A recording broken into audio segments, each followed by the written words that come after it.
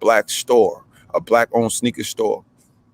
You We know, just, my bad to cut you off, but we just went live, bro. all that time I was talking. No, Yeah, all that time you was talking this was guy. It's you all gotta good. All repeat praise to the Most High, everything. man. You gotta re-say everything. It's all good. It's all You good, was bro. not live. It's nothing to speak on the Most High. So that's easy. That's easy. Right Let's now we welcome got, everybody in first. yeah, Um, indeed. Let me pull in. We got hey, good morning, Shalom, Bishop Terry. How you doing? How you doing, man? I'm good. How about yourself? I'm all right, man. I caught you kind of early. You sound a little raspy. You about to make a rap video or something? I know. Got my DMX going or something. All praise. This is my brother. This is my brother, Barnes Simmons. He grew with me in New York from, I can't even remember a point in time when I don't remember him. that's You know, fact. so we go back, all the way back. So, I just Bishop Terry. Before we start, I would like to open up with a scripture, if you don't mind. Bishop Terry, you got your sword on you? Think you can read for me? I can pull up one real quick. I can get one. Nothing to it. Okay. All right. Give me Psalms 133 when you get a chance. Psalms 133. 1 through 3.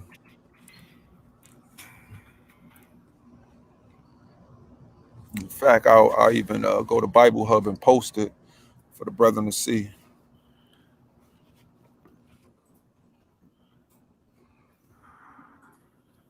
Psalm 1 through 3.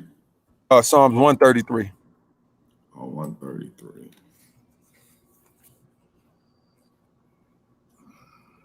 Got it. Behold how good and how pleasant it is for brethren to dwell together in unity. It is like the precious ointment upon the head that ran down upon the beard, even Aaron's beard, that went down to the skirt of his garment, as the dew of Harmon, and as the dew that descendeth upon the mountain of Zion. For there the Lord commanded the blessing, even life for everyone. All praise to the Most High. It's a beautiful, beautiful scripture. So, we come in the name of the Most High, and His only begotten Son, Jesus Christ, who the world ignorantly calls Jesus Christ. But nevertheless, we come together as brethren, not to be contentious, but we are separate individuals, so we are going to have points of contention at some times, but always to remain respectful, vigilant, and stand on your square. I don't expect anybody to change their opinion because or Bishop Terry feels differently. Just stand on your square, make it make sense, be logical. Like, let's deal with logic, let's deal with some intellectual dialogue. So that being said, all praises to the Most High. And as we begin this broadcast, Bishop Terry, you have anything you want to add? No, I'm good, man. I'm just thank you guys for having us on. I'm always looking forward to having something that's edifying and lifting to the people. Okay, all praise. All right, cool. So tell us where you coming from, Bishop, and how the people can reach you. I'm Terry Jones. I'm in Arizona also. I fellowship with one of the local churches right here, one of the local fellowships, Kingdom in the Valley Christian Church. It's where I serve most often. We are some of the ministering staff there. I've been in ministry probably, and most of the time I've been married for about 30 years. I'm not really a bishop. People just call me that. I don't really believe or get carried away a lot in titles. But people call you thing out of respect or honor. That's cool. But I don't really get lifted up. I'm just a servant of God, a minister of the gospel. And I'm trying to get everybody to be advanced and change their situation. I've also got some training in psychology and theology. But for the most part, I'm just a person, going through life that God is blessed to still be here. I've seen some things, been some places, and I'm just trying to help everybody else to get along and be a little bit better, renew and restore their relationship with the Father God, and bring people on and lift people up as we go. That's the goal. I have no other alternative, no other motive except for people being advanced and being restored to the Father. That's it. All praise. That's beautiful. That's beautiful. That's beautiful. I know you told me you was in the military at one point in time as well. Yeah, Yeah, I'm actually a retired Marine. So you're talking about life pulling you in a lot of different directions. I was born and raised in Mid-South, Memphis, West Memphis. Probably not the best areas of the world to grow up in, but we had some, there's some good things and bad things wherever you are. So I lost my father early, made some choices and decisions that weren't always right and great. Got some experience on a little bit of rough side of the tracks. But hey, all of us do. I joined the military relatively early. I have very strong feelings about support and, defending yourself. But at the same time, I try to give everybody, the benefit of the doubt in terms of honor. The goal, again, is to support people and help people to be better. But at the same time, I do got a little of that Malcolm X in me too. I'm one of Jesus' disciples, but I'm that Peter one, the one that got that sword on his hip. You out here cutting people's ears off, man. We'll heal you up, amen. But we do have some strong feelings in terms about supporting and taking care of yourself and holding people accountable. Not only just me, others, but also ourselves. It begins with us. So like I said, I'm a retired military guy, Marine. So I got a lot of time, had an opportunity to travel around the world quite a bit. Seen a lot of places, been a lot of places, seen a lot of things in terms of different cultures and a lot of different experiences outside of the United States. And it's a little disappointing when you think about how we're treated on the whole inside of this country in comparison to how we're treated outside of it. Also inside of within the realms of the United States, we appear to be the minority, but in the world on a whole, we're not the minority. We're more like the majority, but still control and power is something different. And that's, that's kind of where we are. I've been reading a lot of different stuff, learning the scripture. And again, my thing is about elevating people. I'm really big on marriage and relationships. That's one of the things I do. We help to develop people to be better in terms of their relationship with God. I like to help people deal with substances and abuse problems. And we do a lot of things in terms of supporting marriages in the family. So that's me. Okay, all praise, all praise. All right. Before we go any deeper, I want to get into this real estate. I've been trying to do this for like the last 2 weeks, so I just want to share this information about the real estate for the people, because a lot of people has no awareness of investments, sound investments, property management. They have no idea about these things. So, if you brothers don't mind, I would like to just jump into that for about 10 minutes. If that's okay, brothers. Okay, all praise, all praise. I'm gonna share my screen real quick so I can get this going. Real estate. Okay, how does that look on the screen, guys?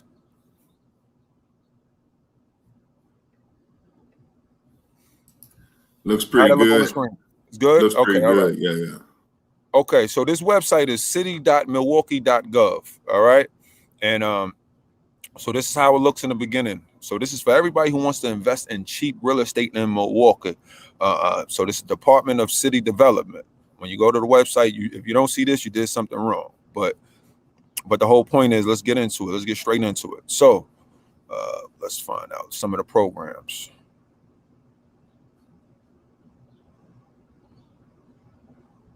So this is it. It says it says contact any Wisconsin licensed real estate broker to assist you in the purchase process. All right. So that's number one. We got to contact a Wisconsin real estate broker. All right, here's the phone number, 414-286-5730 to arrange access for the property, whether it's via email or you can view the pictures inside and instead of just looking at the outside picture. Okay. So that's that. All right. So now let's review some of the residents' offers and closing checklists. It says buyers reviewed the property scope of work and understand items that are marked with a star on the scope are deemed essential repair items in signed scope, such as if they have a star on a furnace, if they have an asterisk on a furnace, that is an essential repair. You must get that repair. All right. So that's all that means. If it's an asterisk on a piece of property, there's something on that property that must be repaired and it's deemed as essential repair. All right.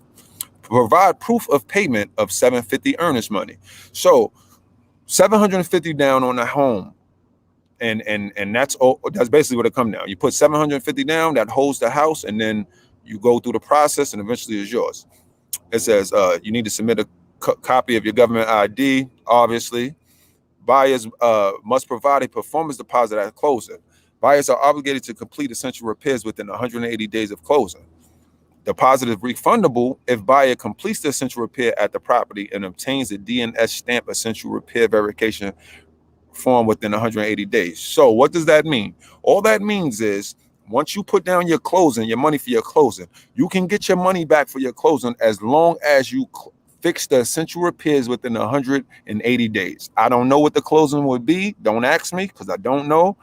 But whatever the closing is, you can get that back as long as you do the essential repairs within 180 days and get it stamped, signed, sealed, and approved by the DNS department. All right. But let's get into some of the ancillary details of this thing. So let me real estate. Let me go to this city homes for sale. Let's look at this real quick. No, not that one. Planning, city commissions, plan. Okay. So this is another program you got right here. Home rehabilitation loan program. Application is there. Tenant information form is there. And the tenant information form is to be submitted only with applications when homeowners have tenants in a duplex property. So if you don't have a duplex property, that doesn't apply. Okay. For owner occupants, the home rehabilitation loan program offers zero interest and deferred payment rehab loans to income qualified owned occupants. The property must be located in the city of Milwaukee, target investment neighborhood. So I think the neighborhood is the north side of Milwaukee, the North Milwaukee, and that falls under that category. So this is the income levels that you got to have. So if it's one person, 46,000, you can have a household up to 5 people. You can't go over 72,000. The numbers is clearly here, so I don't really have to explain that. That's something that, our people, we must do due diligence and check it out. See, plan and city plan commission, plan sites. All right. Vacant lot homes. Where is it at?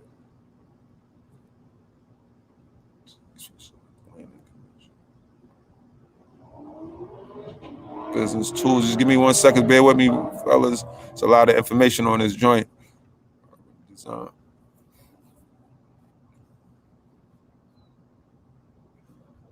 Okay, project. Neighborhood. Okay, let me see what this is. It says the mayor designs awards and presented in an ongoing effort to recognize design excellence. All right, that doesn't apply. All right, just bear with me, guys.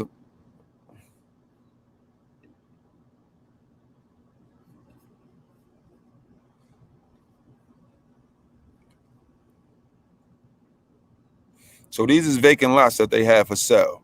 $1 for a vacant side lot. Like, so, these is real estate investments. You can't make more. You can only, you cannot produce more land. So buying land is a great investment.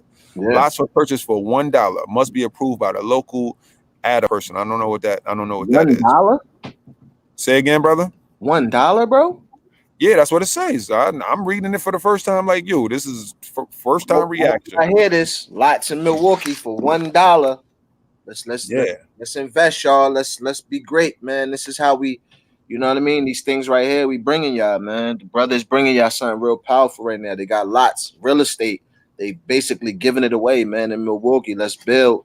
You can take that, you can build. You don't have to live in Milwaukee. You can take that, you can build, man. You know what Exactly. I'm saying? So let's get smart. Let's get invested. All right, check it out. It says vacant side lots may be used for garden, side yards, or landscape open space. Houses may not be built on a vacant lot, but garages, sheds, and fences are allowed. So again, you can buy this say you purchase a home and it's a vacant lot next door to you. You can purchase that for $1 and then make your yard, make a garage, or whatever you want, right? Note, only lots that have no development potential are available for $1. Other lots may be available for $100 to $500. We must wait 6 months after a house has been demolished before we take a request to purchase the vacant lot. The dollar vacant side lot program is not available for tax exempt tax exempt purposes or in a commercial area. So obviously you can't have it on the main strip like Guyard Brewer, or for us in Arizona like Van Buren Boulevard. So you can't do it on there. But the whole point is, for $100 to $500, you can get a vacant lot anywhere. So that's it. But when it comes down to side lots, it's just a little bit different. That's all that means. So, I ask that our people really look into this. I want to get into the actual cost of some of these homes. Okay. Now this is something different. This is for some people who got a little bit, who income is a little bit better than others. So it says, buy one lot and get $30,000 forgivable loan. It says Walnut Circle, Josie Heights is a market rate project, and to afford a new home, you will need a household income around $80,000 to $90,000. So again, this is somebody who has a little bit more financial security than most. $80,000 to $90,000 is not a little bit of money, but nevertheless, if you do fall in that category, it says good credit and no bankruptcies in the past 7 years. These are the stipulations: $80,000 to $90,000 a year, good credit, no bankruptcies in the past 7 years. If you meet these requirements, you will want to contact your bank for a loan pre-approval. All right. It says the first 10 buyers are eligible for $30,000 forgivable loan. So this information is readily available for us. We just gotta find it and utilize it. So all the information is right here. You can just go to Milwaukee Real Estates and get into it. Let's look at some of the commercial properties. Okay, commercial properties for sale. Commercial listings below advertise realty stores, mixed-use buildings, multifamily properties, or industrial facilities for sale and renovation. We look for qualified renovations and project feasibility, as well as offer price. All right. So let's get into some of the stipulations. General information: licensed commercial real estate brokers must be used to show our commercial properties and submit offers unless specified in listening. So same thing as before, as dealing with the houses. You got to contact a realtor broker in the city of Milwaukee. City will pay a broker commission of 7% of the purchase price, or $3,000, whichever is greater, at closing. No commission is paid to a broker or a buyer. So let's be clear: nobody's making money off of that deal. The city is going to pay for your broker commission, so you don't have to pay them for that. All right. Buyers cannot violate city buyers policy. So that's the stipulations.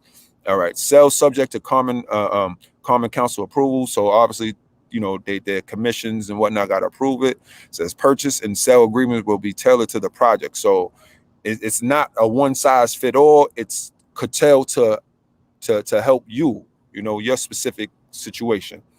All project elements must be in place before closing. Approve final plans and firm financing. So just have your things in order. So that's basically what it's talking about. It says, let's just jump down a little bit. Buyers are encouraged to make best efforts to use city certified small business enterprises for 25% of hard construction costs and 50% of professional services. So what does that mean? In layman terms, is when you go to buy a house in Milwaukee and you doing hard construction, such as I would classify it as cement work, foundation work, even roofing. So those things is hard hats, where they have to have hard hat construction. So you got to use 20%. So if the house, 25%. So if you purchase a house for $10,000, right, or it takes $10,000 to fix it up, obviously 25% of 10,000 is 2,500. So you have to use $2,500 to a company, a small business construction company in the city or area of Milwaukee. 15% of it to professional services such as, the cleaning services, landscaping, things of that nature.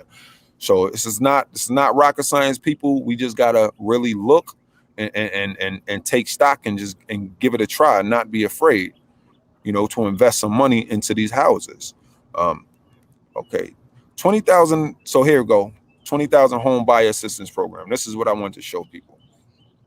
So home buyer assistance program, forgivable loans up to 20,000 for rehabilitation of city-owned homes.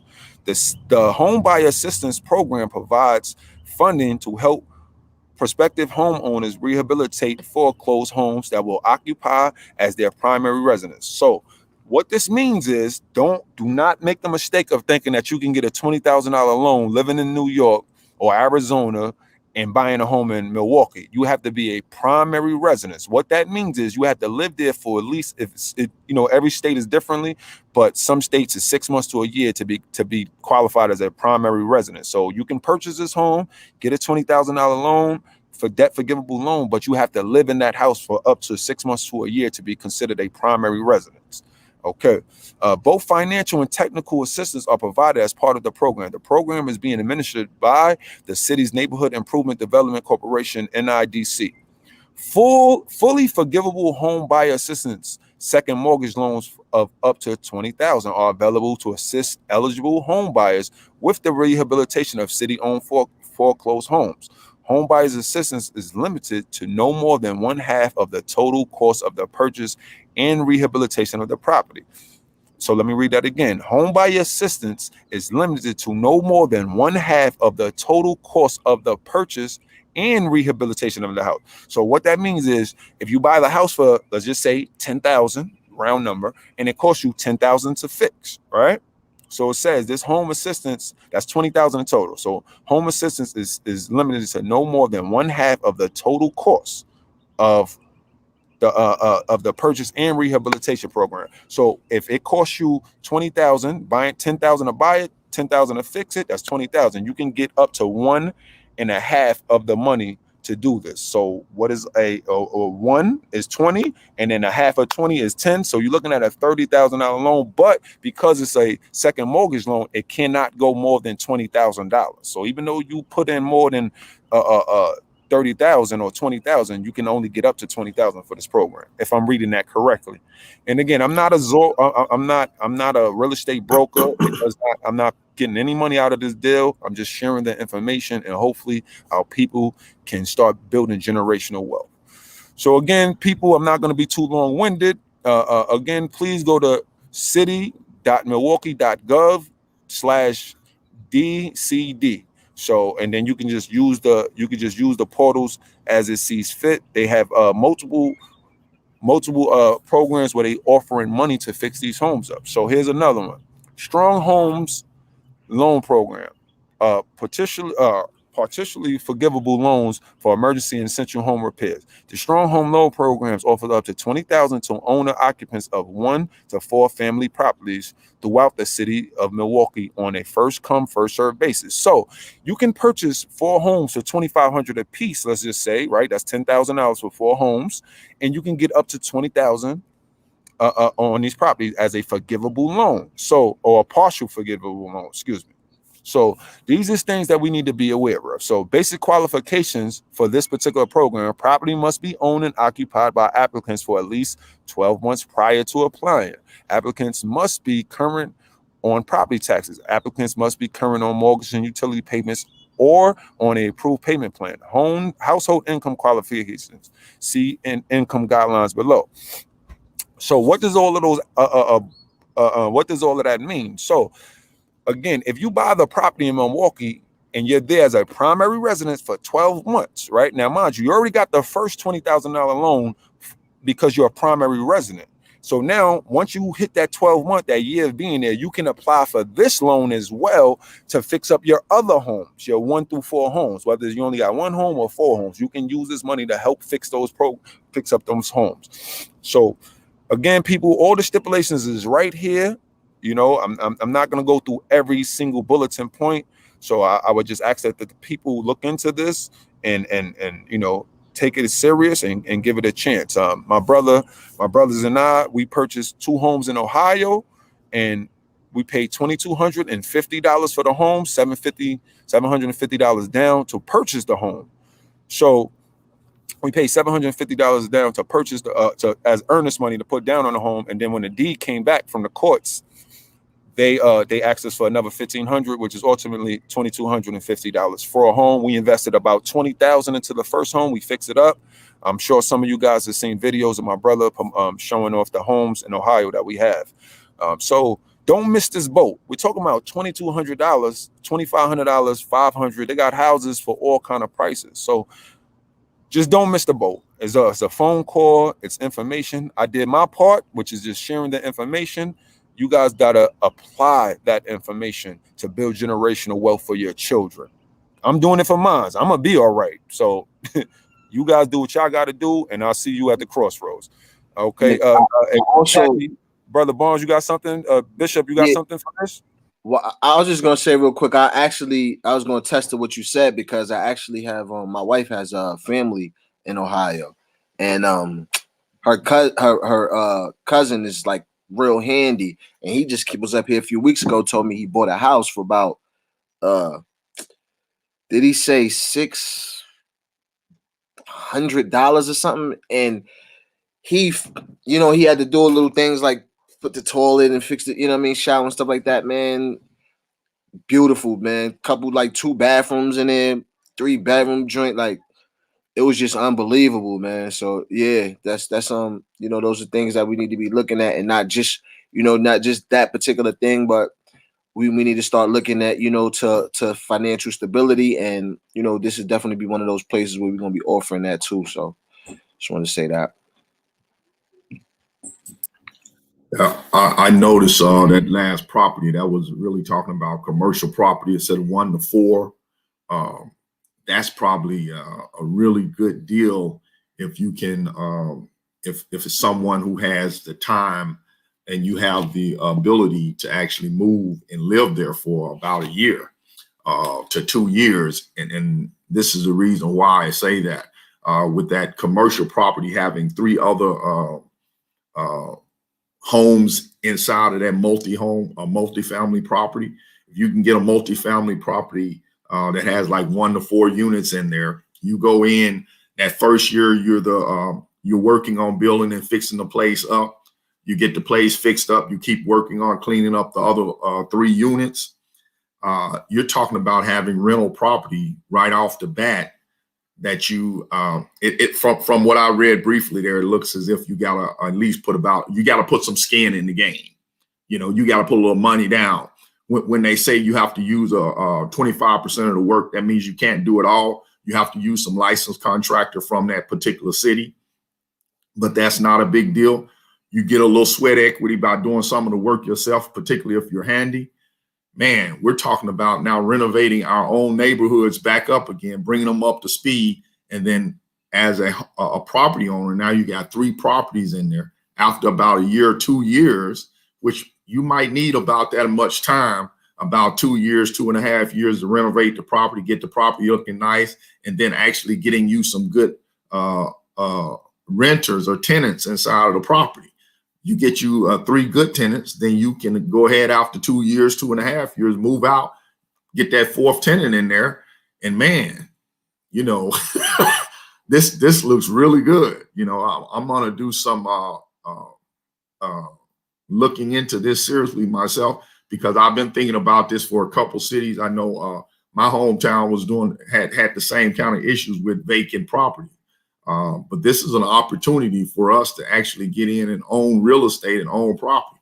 Everybody else is coming in and buying up our neighborhoods. We should do the same. Amen. So let me say this. Let me show this. Let me show this tool on here. Let me share my screen again. Okay, so this is schools. So we can do schools as well. So, you know, a lot of times I am an advocate of believing that we need to teach our own children Simple as that. You know, we ain't got to go into a big discussion about that, but I'm an advocate of that. So it says surplus school properties for sale. The following former school sites or facilities are available for sale and renovation. We look for we look for quality renovations and project feasibility as well as offer price. So these are some of the schools. I'm gonna just click on one of them just so we can get an idea. So school properties available for sales for education operators only for school use. Let's look at that real quick. See what that is. Okay, under the provision of State Statute 1961, certain Milwaukee public school buildings are deemed eligible for sale to qualified education operators. Letters of interest for these properties must be submitted to the Milwaukee City Clerk as described. And then it goes into the information, basically. You know, can't really see any price points, but that's something that we have to contact them about. Here's one where we can see actually asking price. So here's a former Fletcher Elementary School, 9500 West Allen Street, address 9102 North 96th Street. So any of those people that's in Milwaukee. So it's been appraised in 2015 at 1.4 million. So I don't know if the pictures will come up. So this is the property. Can you see the pictures, Bishop? Yeah. We just see the surplus school listing. It doesn't show the pictures there. Oh, okay. Let me double back then. Let me add that page that I just went to. Which one is it? Yeah, I think this is it right here. Can you see the pictures now? Yeah. Okay, so this is the picture of the school, just so you know people get an idea. For those who wants to build their own school, which I would love to, just don't have the money to at this point. So this is a school. You get all of this property right here. I'm assuming from this line right here, coming back around to Allen all the way back. So you get all of this property for whatever the price is. I don't know what the price is, but you know, it was valued in 2005, if I'm not mistaken, at 1.4 million in 2015. Excuse me. Yeah. So, yeah, you got something for that, Bishop? What you think about that house? Well, that's that school you're talking about. Just for if we have some people out there that, like you say, you got to have a little bit of change, because that thing kind of said list price too, so it's going to probably go for somewhere around that 1.4, particularly now. But here's the benefit for those of you that don't know about schools.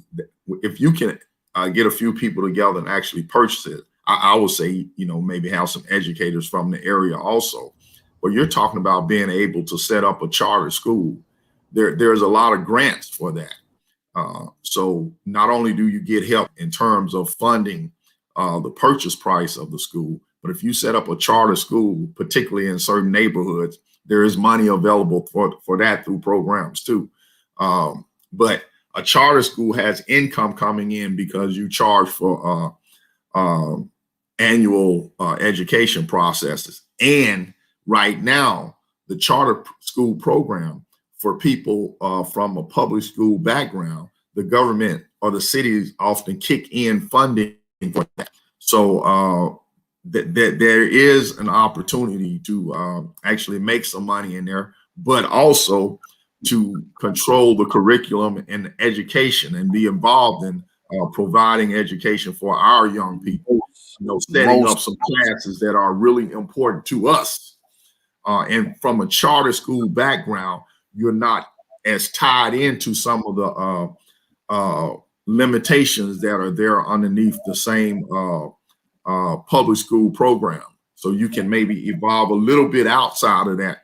They have, of course, minimums that you have to provide in terms of education, but you can actually invest in educating our children and our youth in such a way that maybe with schools, class size and what we're teaching them, and actually supporting them through some problems that every culture doesn't have. Some problems that we face are unique to our culture. And that's the blessing of being able to have like a charter school just for us, or for people from our culture or our background.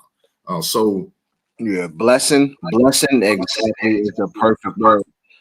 because I feel like, my thing is, brother, this is my first time meeting you, but my thing is, all these problems, all these issues that we're dealing with as a people, the underlying problem is ignorance, right? So something like that, like like you said, where we can create the curriculum and we can teach the kids the things that they need to learn to actually empower them. You know what I mean? Mentally, spiritually, and that's gonna just spill into every aspect of their life, because we know that wisdom, this is my favorite proverb, in her left hand has length of days, and in her right hand riches and honor. So once we embrace wisdom, get that ignorance out of here, we had it to success. So and ending that segment, right, we can go into the first part of recognizing that wisdom, right?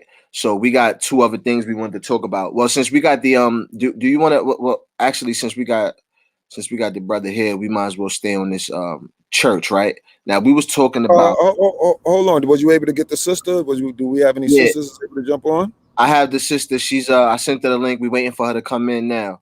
So I was just gonna try to finish this off and get to some points about the church, and then hopefully we can have her in there at that time, and we can get to this Cadillac commercial. That's next topic. But like I was saying about the with the church, right? My thing is this. I have mixed feelings about the church, right? Because I feel like at first I came to, once I grew up in church. I'll start there. I grew up going to church. I grew up with spiritual inclinations, I guess you would say, right? My mother's very spiritual. My parents went to church, and I always had that sense. I felt like I was blessed, and I felt close to, I felt that yearning, right? So going through everything in my life, but something was missing. Nothing didn't grab me to the point where I was I was more intrigued with the streets and stuff, right? So later on in life, once I got grown and started going through things, and then I started really getting into a spiritual journey. I'm fast forwarding past a lot of stuff, but I learned about like what the Israelites teach you, that we are the people from the Bible and things like this, and start learning the covenants that transition from Adam and all the way to Noah, and to what I mean, and how we got to this. And also our because my thing was, I had to place the Bible, right? Because so I had to say, meaning I had to, in my confusion coming to that dead end, I had to ask myself, who wrote the Bible? When did they write it? And what times was going on? Like, how did it come around? You know what I mean? So I could understand it more.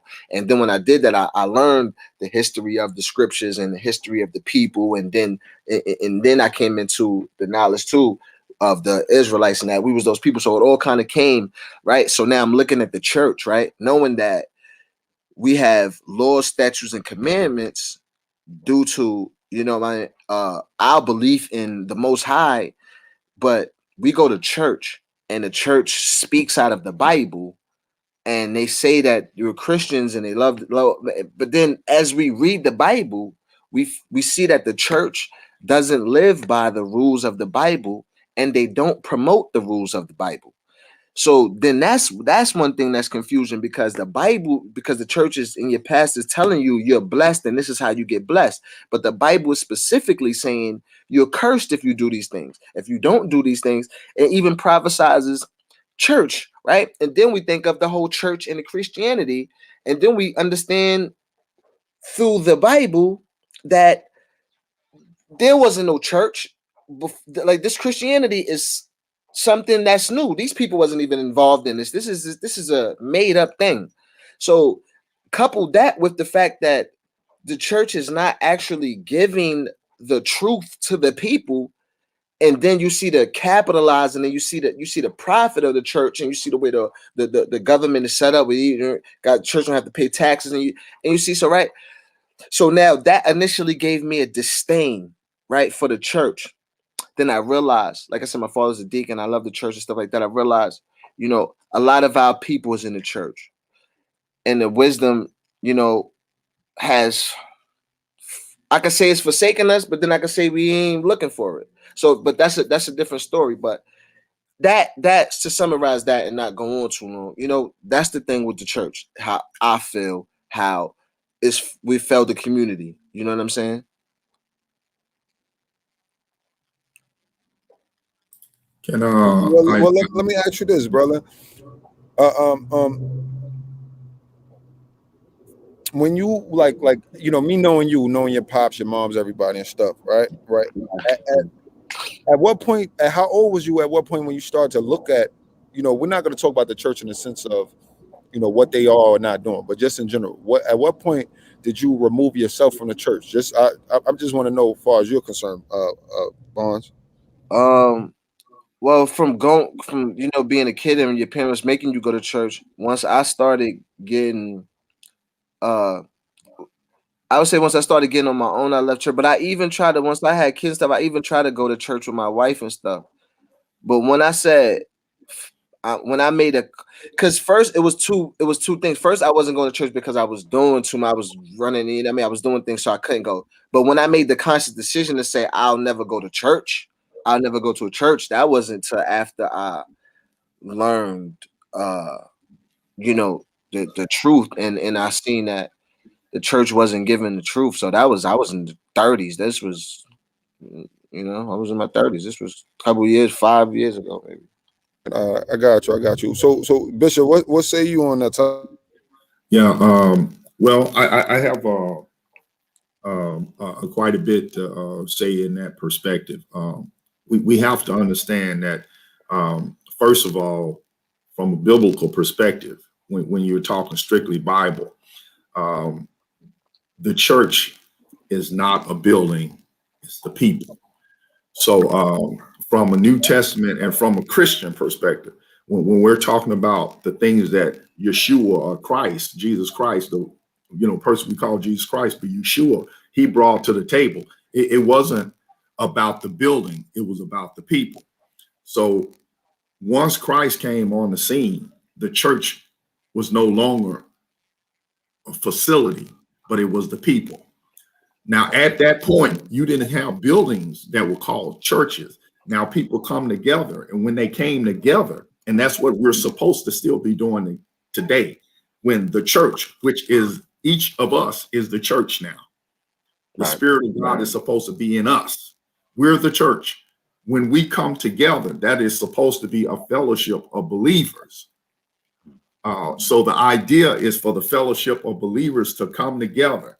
And there's a concept, and I understand what my brother is saying, and I've seen it so many times that people have gotten disenfranchised and actually kind of turned off by the church. I have too, because I'm a person who I've been working in ministry a very long time. I'm a son of a preacher and of a pastor, but I understand too that people have made it such an occupation and such a celebrity type of thing until we're not doing what the first century church did. When Christ left off, he left for us to be a part of a fellowship of believers. There's a term when you look in the book of Acts, it's called koinonia. Koinonia actually means all things in common. That means that we're supposed to be taking care of and supporting each other in the ministry. It's so the fellowship of believers are supposed to come together where we educate, we teach, we protect, we cover, and we provide for one another. That was the idea. So in this country, when the country, in terms of governmental entities, decided to make churches nonprofits, the idea behind that is because they're supposed to be taking care of the people. But it's just like anything else. Churches are made up of people. If you have people inside of the organizations who have different motives, their motives become self-gratification and profit more so than koinonia. The koinonia concept meaning it's not for me to take over and receive, but it's for me to actually help everyone to come up. Mm-hmm. And that has been discouraging for a lot of people. And I believe what has happened now in 2020 and 2021, because of the pandemic, people have started to really evaluate what's important and take a look at, man, are churches doing what they're supposed to do?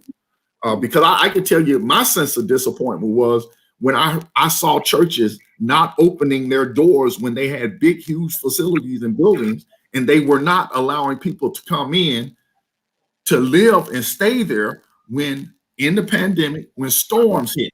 They were forcing them into places that was too small in the middle of the pandemic when they could have opened up their facilities. That was very disappointing. The other thing that's very disappointing is when churches, when we have resources, we don't take and utilize those resources to spread food and things that are needed out to the community. But let's not get this, let's not just destroy and throw away the concept of the church, because Exactly. I'm going to tell you what the church has done throughout our history, particularly for people that look like us. Churches are the ones that actually set up the organization for having us to vote. Back in the day when Jim Crow was around, when they used to say watch and pray, that wasn't just something that people said. That was something that was done. We had people on the wall or outside watching for these jokers that was coming to try to break up the church, because the church was where we came together. We shared resources, but we also had people registered to vote. We had people sharing food and resources. We educated the children. Sunday school and things like of that nature that was going on back in the day in our churches was the way that our children were taught to read. You know, so there's a lot of good that's done in church. But right now, what we've seen is that people have made, I'm not going to say people, a lot of times, and not everybody, but a lot of times it has become a cash cow where people are making money off the church. And it has become a livelihood where we see big fancy houses and things going up, and the resources of the people are not changing. And I'm not against wealth. I consider myself, and I've been around the world quite a few times, like, again, from in the service. I can tell you that my lifestyle is good. I wouldn't say I'm like super wealthy, but in terms of the world's population, I'm in that top 1%. And I'm gonna tell you guys this: I don't take any resources from a church. I don't receive a salary from a church.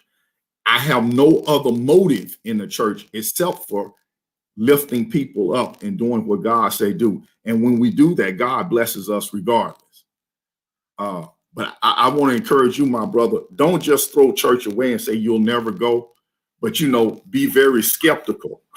Right, because I have come because and I really, and I didn't say that because I did kind of get past that point. Initially I felt like that, and then I realized it actually was my dad. I had that conversation with him, and he was like, "You can't throw the church out. Like, our people is there," and I'm like, "Yeah, our people is there." So I understand that, and from that standpoint, that we still gotta do. And as far as the receiving money, like, I definitely agree with that. I think that everybody should you know what I'm saying, have enough money to do whatever it is that they want to do, right? We just my thing is just don't put the money first, right? So now and then the thing is this: if you dealing in religion, if you have a church and you making money, I would appreciate that more than somebody else is making money off of. You got artists and you got people that's selling death and destruction to our people. So if somebody's selling hope to our people and they cashing in off that, I still don't have a problem with that, because what you giving out is hope, and that's inspiration to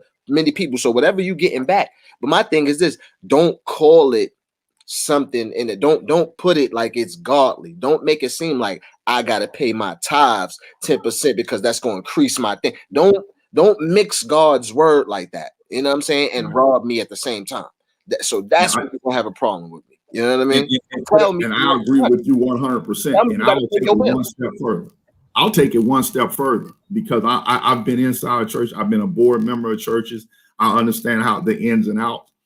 From my perspective, if a church is a nonprofit, there should be a set salary for people that work there. If you're a musician, you're a preacher, whatever the case may be, if that's your livelihood, you get a salary like everybody else. You get paid hourly or you get paid a wage. You don't get to take the tithe. The tithe is supposed to be for the people. That tithe is supposed to be for the church. So when we give into something, The reason why it's a nonprofit is because that's not supposed to be going in nobody's pocket.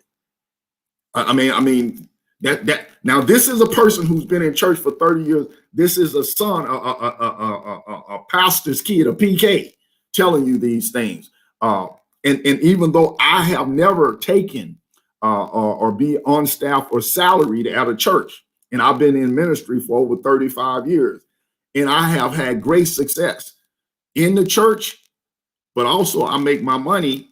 Man, I work for Kellogg Brown and Root, one of the largest defense contractors, well, the largest in the country. You know, I have a master's degree in psychology and theology. So, but I don't profit off the church. That's wrong. And I don't care how you look at it. I don't care who you are. It's wrong. Now, here's the thing, the difference though.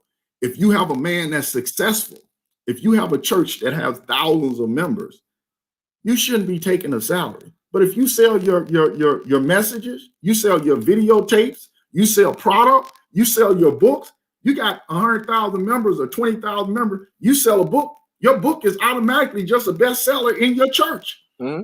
I have no problem with that person making a ton of money. But like you say, do not take the tithe. And the tithe should be used for feeding, clothing the hungry, for taking care of the widows and the orphans, just like it says in the Bible. It's supposed to be there to build up the facility itself so that people can come together and we can have resources like free marriage counseling. You know, part of one of my degrees is in psychology. I use that in the church. We provide free premarital counseling to couples, free trouble marriage or spiritual guidance to couples that are having problems in their marriage. Rather than $125 to $150 an hour, you can come to us and you can get a 6-session thing for free. You know, my wife and I, we do that. We have several couples that do that. We give classes that are free. That's what that's supposed to be done. Exactly. So that if you don't have those resources, you're a member of a church, it's something that's provided for you. Mm-hmm. I got you. Can I interject real quick? Yeah. Go ahead, my brother. Thank you. If you could allow me to interject. Yeah, you guys said a lot, so I'm gonna just try to deal with a little bit of it. Let me do this because we're talking about tithes, right? Tithes is not cash. It is not capital. It is not money. It is nothing money. According to the Bible, I could go to about 7 different places where it clearly describes tithes as remember, we were agrarian society, so we dealt in agriculture. So corn was a tithe. Apples was, I'm just saying apples. Apples was a type. Grapes was a type. Flour was a type. Those were the types. Now a free will offering, that's cash. That's money. That's clothing. That's time. That's so that's what tithes is. So the world has changed the definition of what a tithe actually is. It is not cash money. You want to bring a tithe to the church? Bring a bag of apples and say, put that in the offering plate and see how it's received. Now I don't throw away the whole.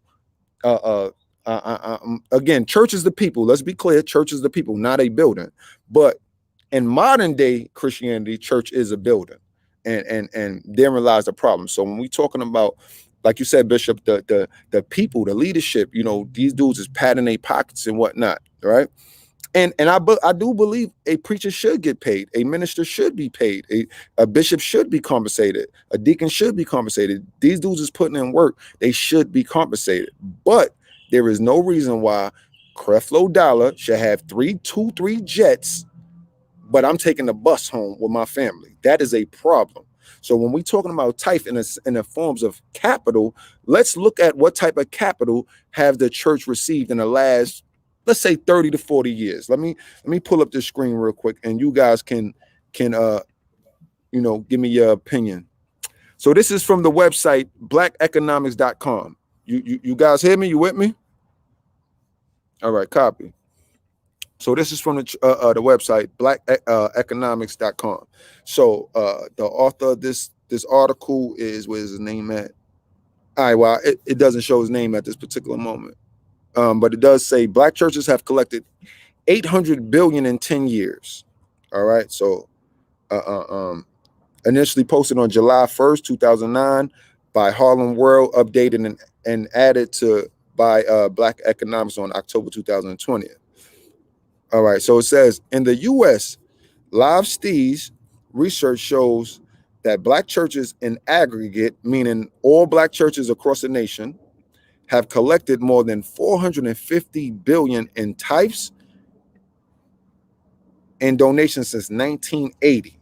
All right, so that's these guys doing their own independent investigation, coming up with this number of 450 billion since 1980. I was born in 81. I'm 40, so we're talking about 41 years.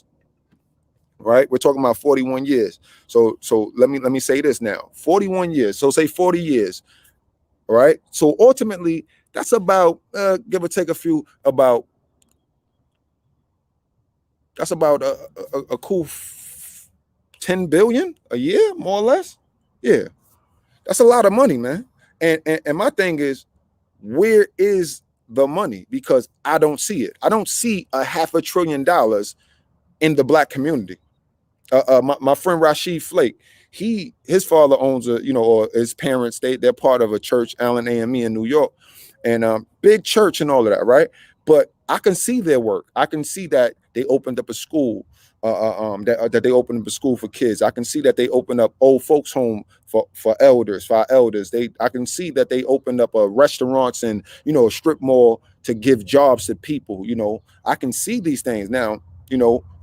Doctrine aside, I can actually see what they're doing with people types and offerings. I can actually physically see and say, Rob Pops spent money on the church. He spent 10 million on the school. I don't know how much it costs. I'm just saying that, but I can actually see the money. So when we talking about, the black church has they failed us, I'm looking at it from a capital aspect. Why we don't have our own economic power base if the church is if the church is the center of the black community, which it is, why we don't have our own economic power base with 450 billion in 40 years? So that's my question to you, brothers. I'll pose that to both of you guys, but I'll give it to Bishop first, and then Packy, you could take. Yeah, I think, that question is a question we should be asking the churches, but the problem is we don't have say in the church because we're not participating or we're not supporting the church. When you participate and you support, you have the ability now to question where your dollars are going. We need to collectively go in there and start asking some questions when things don't go or don't appear to go where they should go. Now, I'm going to clarify something for you, and I'm going to give you scripture for it.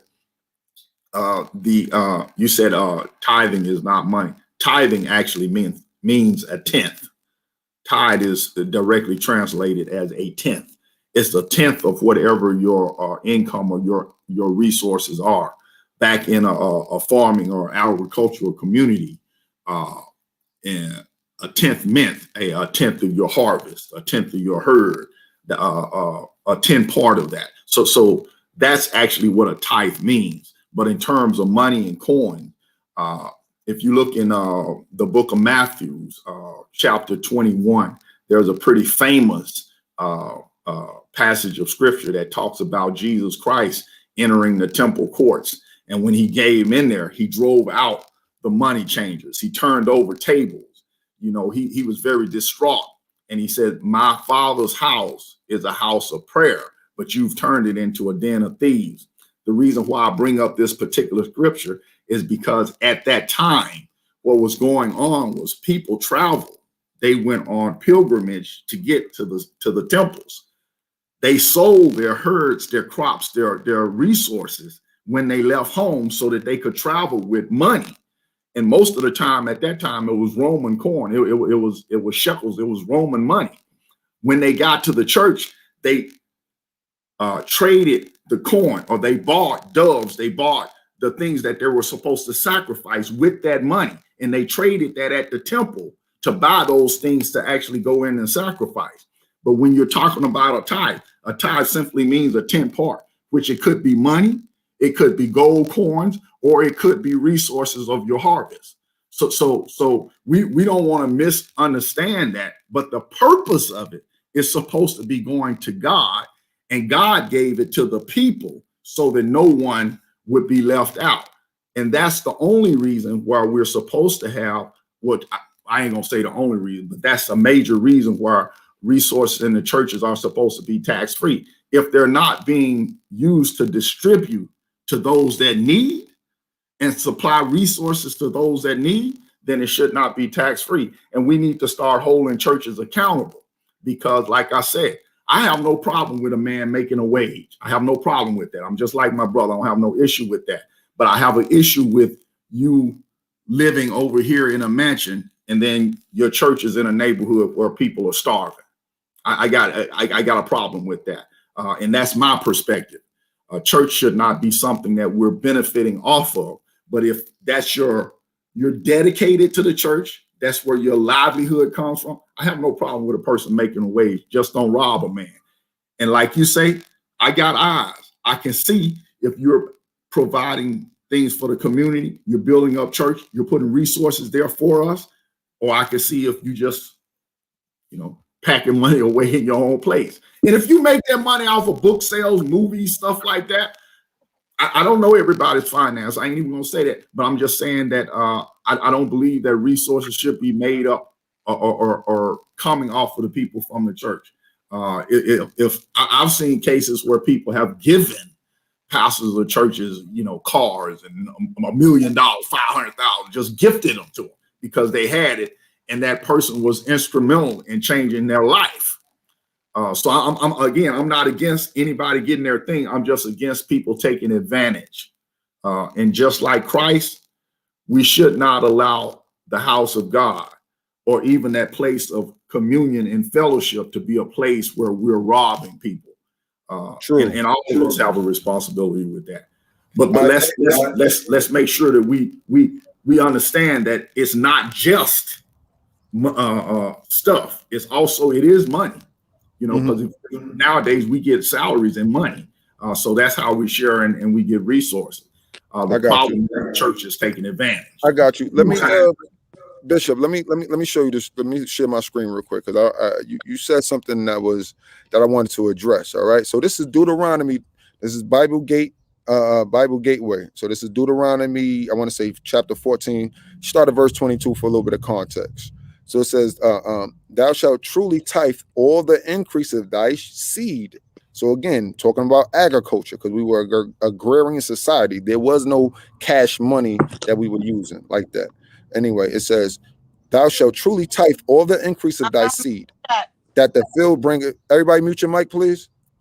Thou shalt truly tithe all the increase of thy seed, that the field bringeth forth year by year. And thou shalt eat before the Lord, right? It says, eat before the Lord in the place which he shall choose to put his name there. The tithe of thy corn, of thy wine, and of thine oil, and the firstling of thy herd and of thy flock, that thou mayest learn to fear the Lord thy God. So again, all these things is agrarian things, obviously up until you get to the herd. But you were looking at corn, wine, oil come from olives, and other things. Verse 24.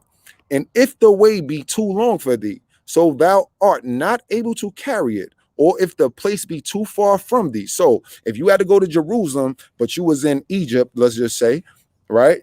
You got to come to the temple and do the Passover, whatever the case may be, to do your sacrifice. It says, if the way be too long for thee, so that thou art not able to carry a bale of corn and whatnot, right? Or if the place be too far for thee, which the Lord thy God shall choose to set his name there, when the Lord thy God have blessed thee, verse 25, then shalt thou turn it into money and bind up the money in thine hand, and shall go unto the place which the Lord thy God shall choose thee. And thou shalt bestow that money for whatever thy soul lusteth after, for oxen or sheep or wine or strong drink or whatsoever thy soul desireth. That's right here. So, and this is my point, not to be too long-winded. I want to highlight it real quick, not to be too long-winded. So this is my point. Money is a free will offering. Tithe, we got to be clear with what tithe is. We can't let the world determine what tithe is. Let the Bible define itself. The Bible defines tithes, which is 10%, I agree, as agriculture, though, or as sheep, oxen, and things of that nature. Now, free will off. So if I go to your church in New York, let's say if I go to my friend Rashid Flake church, if I go to his church in New York, I don't want to bring a bunch of oranges and grapes and whatnot. I'm going to turn it into money. When I get there, buy everything back and then offer it up. So that's all I wanted to add, because again, we got to be clear on definitions of what words is. If not, then we have aphasia, which is lack of understanding words. But Bishop, you want to say something on that? Yeah, you have to also understand too that you're talking about different times. You have to look at the time and the season. Those cultures and those communities in the Old Testament, those communities were based and built around bartering systems. There was no money. Coin and money and stuff didn't come in until really Rome came in and started taking over certain things. And at that time, you had the Caesar who face was on the coin. But beyond that, people traded. If my crop is grain, I traded my grain for cattle, for meat, for wine. If you had trees, olive trees, and you had oil, you sold oil. And we see that throughout the Bible. So the barter system back in those type of communities is how you traded and bought stuff. There's several stories in the Bible about the widow and the oil. She got oil when God blessed her cup, her vessels to be filled with oil. She sold the oil for the things that she needs, or they bartered and traded for the things that they need. Money was not something that was readily available in that type of community. Today, the community and the resources have switched and changed. People don't pay you in oil or wine; they pay you in money. Right. So a tenth of your income is a tenth of your increase. Like I work, nobody gives me apples and oranges. What they give me is money. In fact, they don't even give me money. They simply make an electronic deposit for me. So if you say a tenth part is a tenth part of your increase, that's what the Bible says. It's Malachi chapter 3, verses 8 through 10. When you look there and you're talking about tithing is really just a tenth part of whatever your increase is. That society, as you say, was agriculturally based and based in the barter system. That's not where we are now. Hey, let me ask you, Bishop, did we have gold and diamonds and rubies during them times? Absolutely, but not regular people did. Regular people. I'm just making a general statement. So let's think about Egypt when Joseph was sold into Egypt, and then eventually, the 12 tribes eventually go down. We all know the story. Jacob sends the rest of the brethren down there. Did they bring money, or did they bring? What did they bring to trade with the Egyptians for flour, for wheat? They brought actually resources. They brought again what they had. Some cases, if you read the Bible in that story, they did bring gold. Yeah, exactly. So that's my point.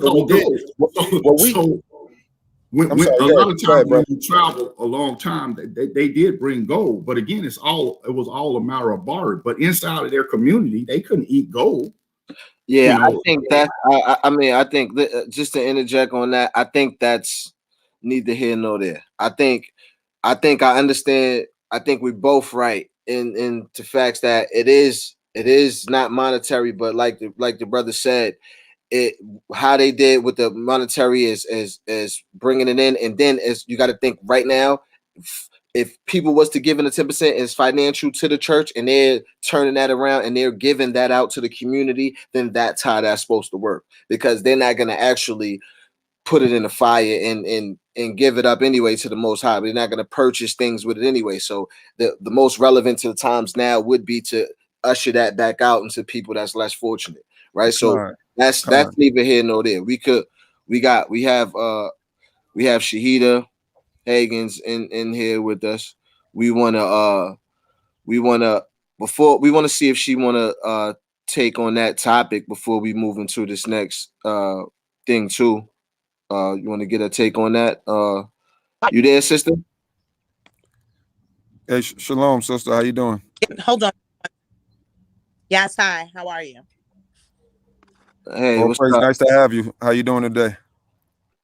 I'm doing okay. I heard a little bit about what you guys were talking about the church, and are the research sources being used responsibly? And I would say it's on a case-by-case basis. I do feel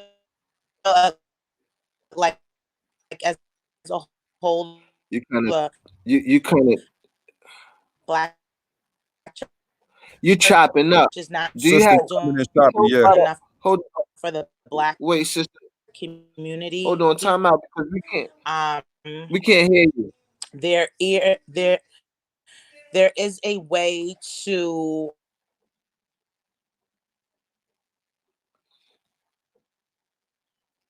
You muted, brother. You got to unmute your mic, bro. Oh, I'm sorry, sister. Can you hear us? Because we keep you sounding very choppy. Yeah, you chopping up. I don't know if you close, you on so can I You on the ask him so we can go to the I can't understand anything yeah, she's we saying. can't understand. Can you call on his phone and walk her through? Yeah, we gonna have to. You know. Yeah. So, Okay.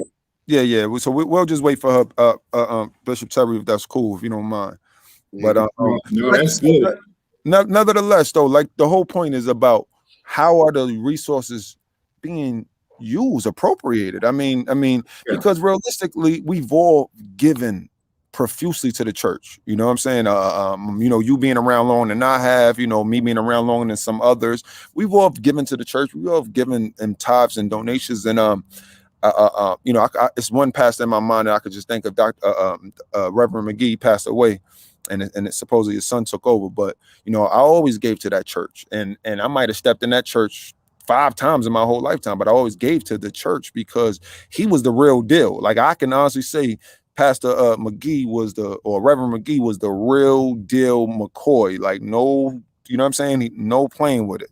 So we can look at the individual, the leaders of the church, and you can see if they go buy a Ferrari. I mean, a Ferrari's a Ferrari. You can see a nice car. It is. So it just it makes me ask the question is, what are you doing with the money? Because Sister Joanne, she can't pay her light bill.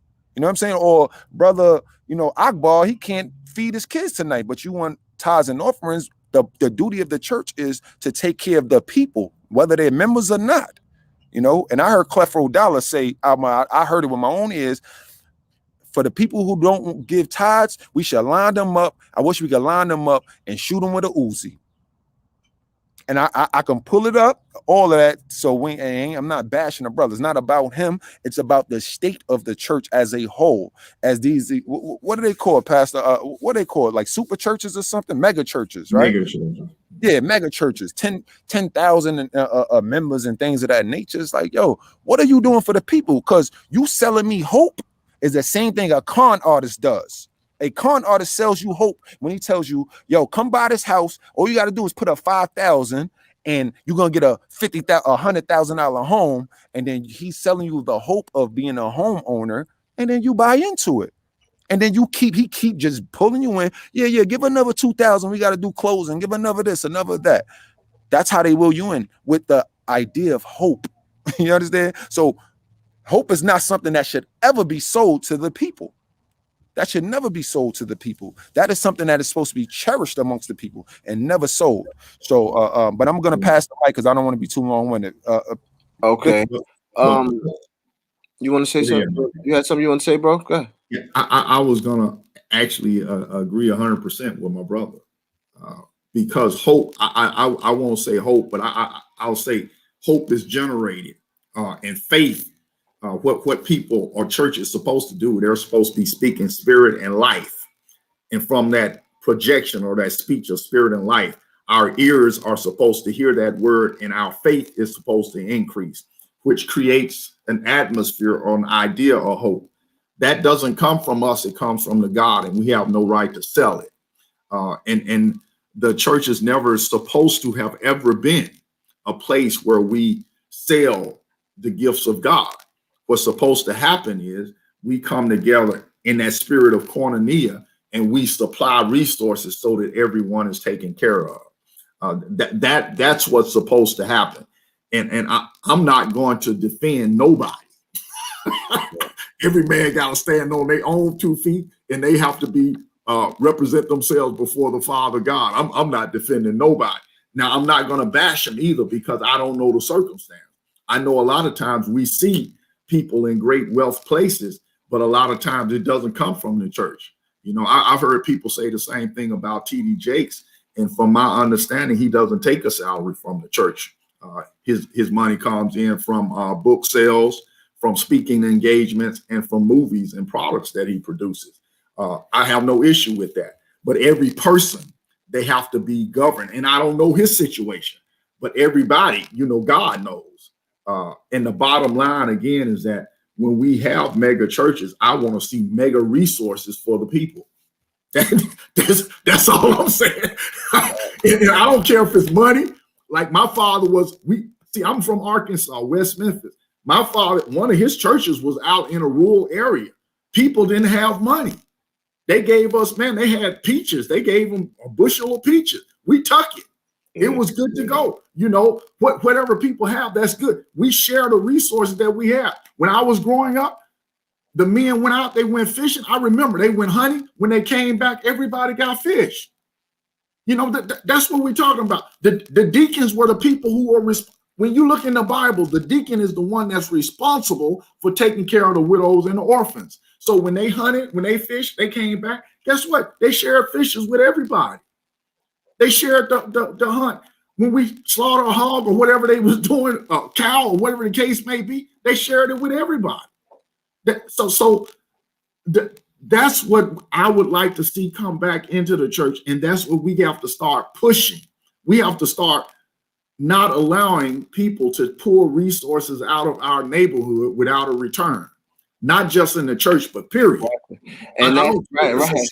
Whatever it is, our resources has got to stay in our community. And that's the money has got to circulate within our community, church or otherwise. Period. Church or otherwise, man. And that's what we do. We give out our support too much, and that's crazy because that's the perfect segue, brother. Because I don't know if you've seen it or not, but the Black Lives Matter advocate, Tamika Mallory, who was Al Sharpton's protege, she has a Cadillac commercial, right?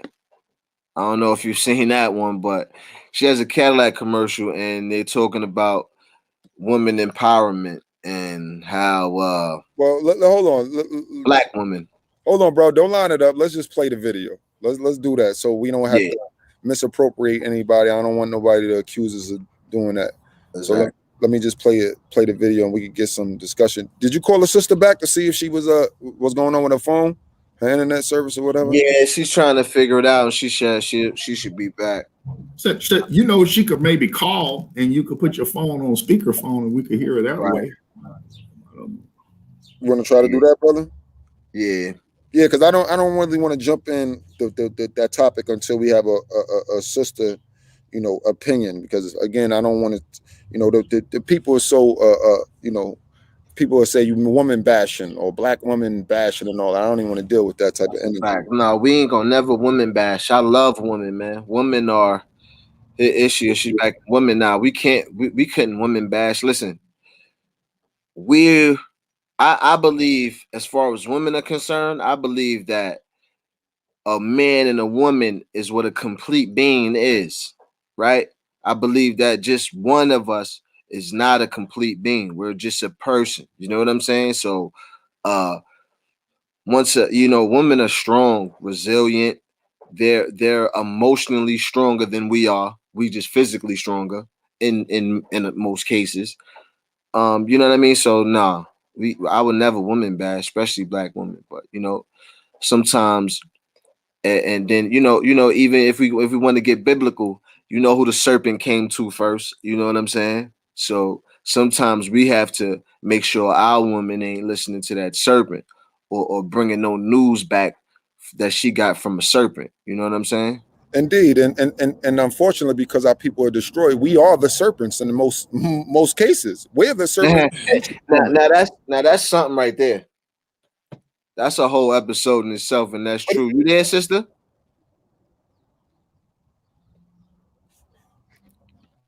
Oh, look like hey guys, I'm gonna take a small commercial break. I'm gonna run to the restroom real quick. All right, guys, excuse me. Go ahead. We got started. Can you hear?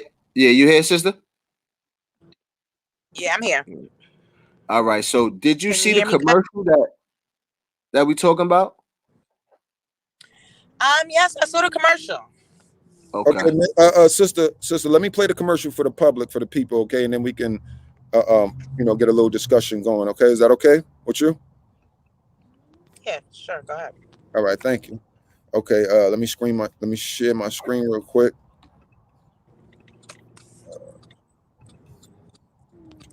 Tamika Mallory. Okay. No, not that one.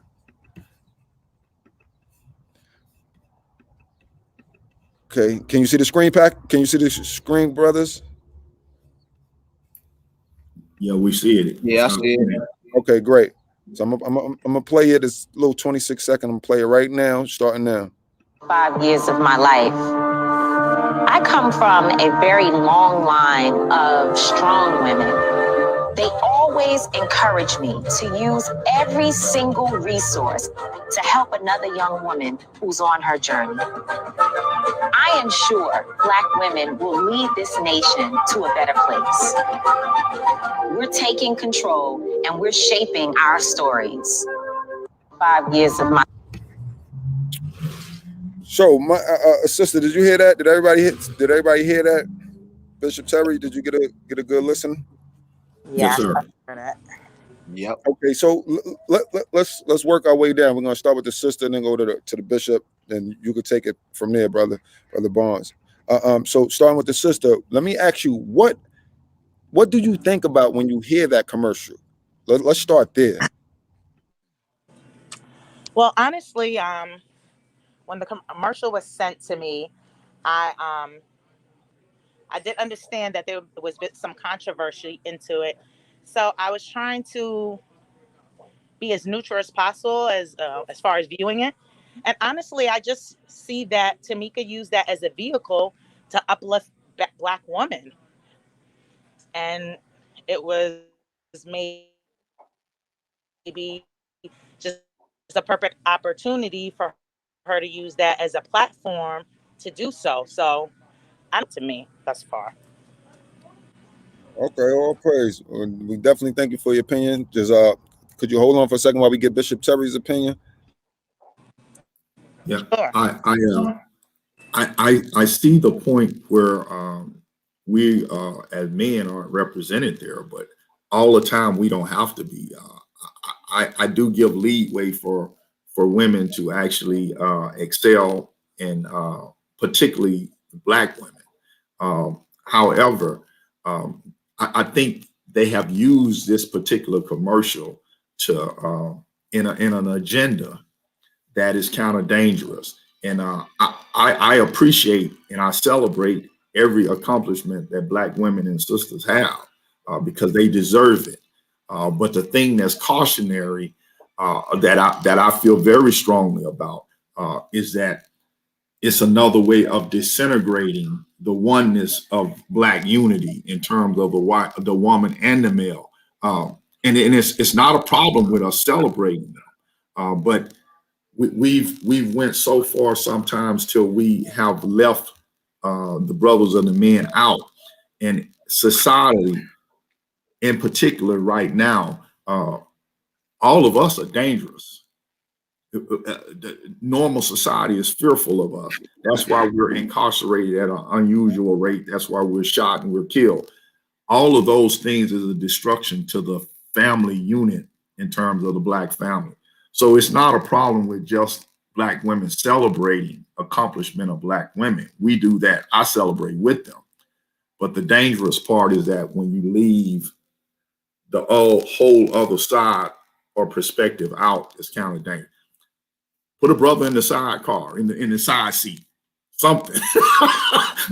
Right. The ball is on you. I feel like brother hit it right on the head, right? Now, 2 months after Black History Month, let me point that part out. 2 months after Black History Month, an organization with a racist history has, you know what I mean? Like you said, they basically, because you got to look at it like this, it's divisive, is what it is, right? Because that's like, and we got to, I'm taking this approach. A friend of my enemy is my enemy. right? So therefore, if Cadillac has not saying that black people has made Cadillac the enemy, no, plenty of black people driving Cadillacs, right? But at the history of this company, the documented history, right? They have made black people an enemy or something that they didn't want to associate themselves with, right? So How so? I don't know this context. I'm not familiar with the context you're speaking from. So there's been a history. Yeah, Cadillac. Well, I think the brother get into he proved that. Let me get into it. Just gotta make it Cadillac doesn't respect black people, right? And this is documented that Cadillac doesn't respect black people, acknowledge black people, right? As sufficient customers. Now, I would think that somebody in her position has done the research of a company that she's about to promote. Now, if she's standing for black unity, it's so important that we don't let certain entities divide us, right? Because it's just gonna deter us further from that unity that we're trying to build as a culture, and which starts as a family.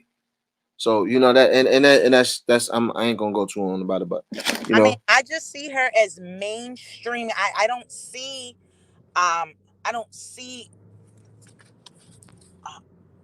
popular company.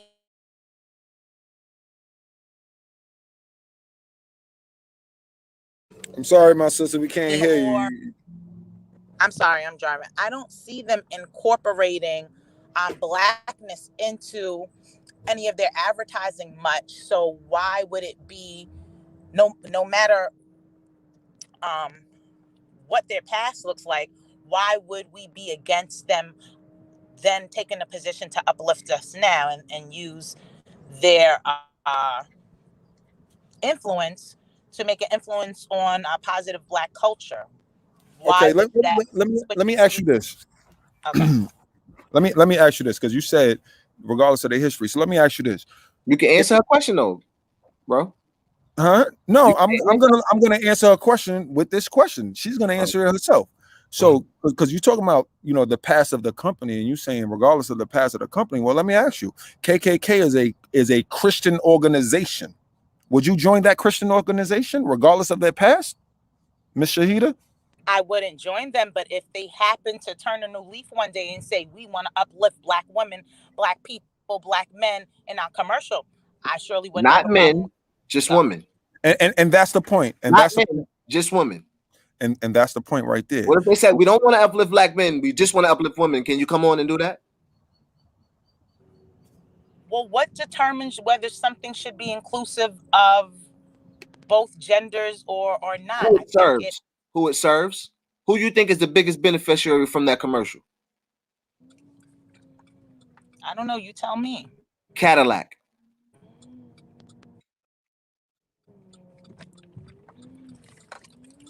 Well, can I say something?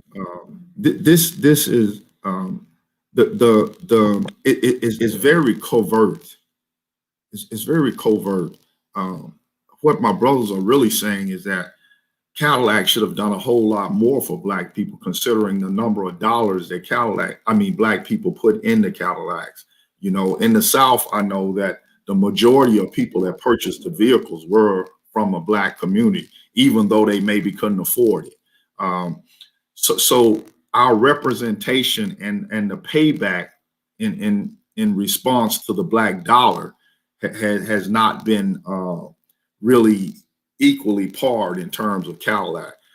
Now, I'm going to say this, not that it's anything wrong with her representing black women and their success in the commercial.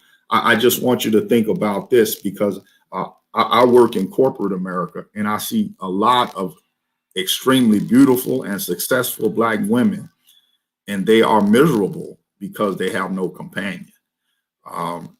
And sometimes when we're driven simply by the success of an individual, we miss the opportunity to actually develop that family or the relationship. And that's what's kind of tragic.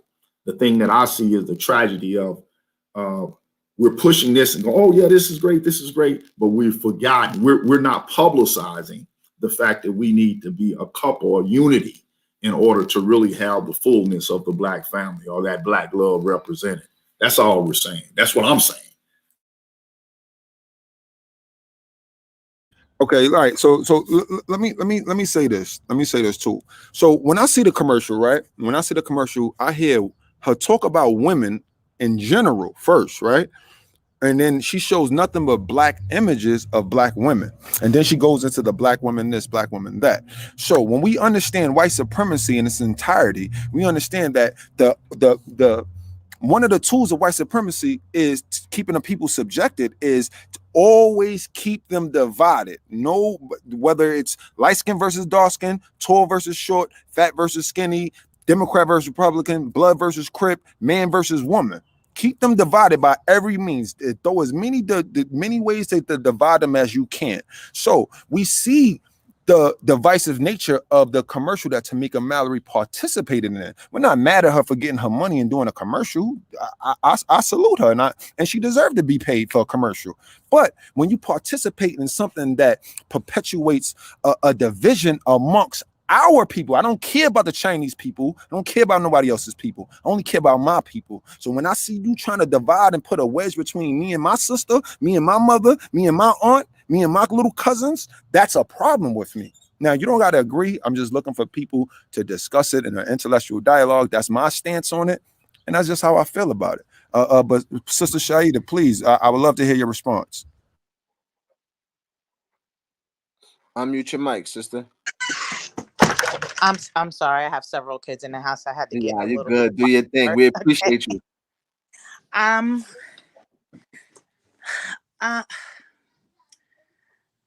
Let me say this before you go, Shaida. Let me just specify this question. Do you don't see no her making this commercial being a little bit divisive? You don't see no division within this commercial?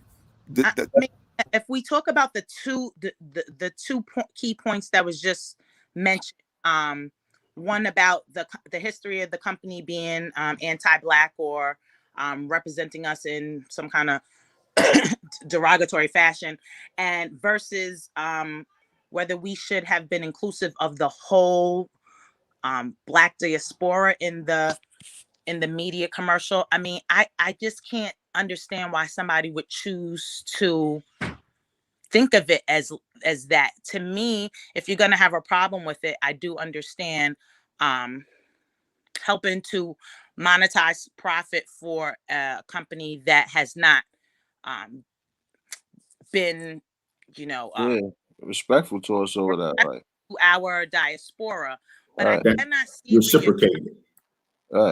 I can't see where you're coming from on the divisiveness. I think it's kind of, to me, I see it like as an ego trip. Why is that the first thing that points out to you? Because it's like, you know why, sister? Because it's like who it is. It's like one of those things, like we open the door and be like, all right, we keep the door closed to you, right? And then we open the door one day and say, all right, your wife could come in, but you can't come in. Like, so it's like, all right, first of all.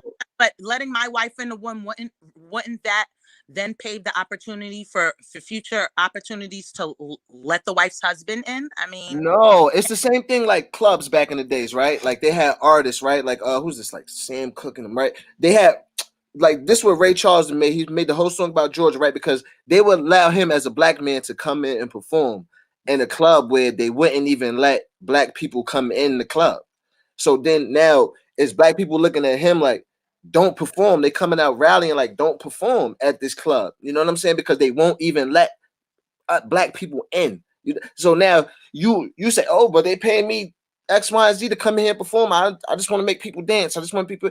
And now, and mind you, what we don't want to do is attack the sisters or make it seem like, oh no, we got a problem with the sisters because of this. No, we don't got no problem with the sisters because of this. I don't like what Tamika Mallory did, but I'm not mad at her for doing that. Right? What I'm saying is we can't, the whole point is to, let's say, watch these companies and don't let them be divisive with us, because our main goal has to be unity. And those who are at the forefront of this movement, their main goal has to be unity. And they can't send a mixed message by empowering half the struggle. Better.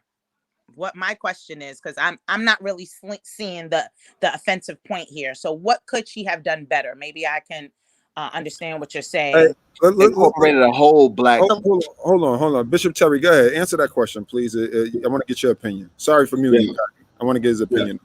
Yeah, what we're talking about, this is another example of again, representation. And it's very covert.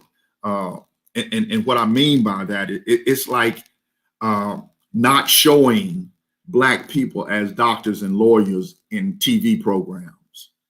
When you don't have a representation of who looks like you, it's a problem. Now, I don't have an issue again with the commercial, but I would have rather her have a man than be there alone. You understand what I'm saying? So I would say, hey man, give me another what do you call them?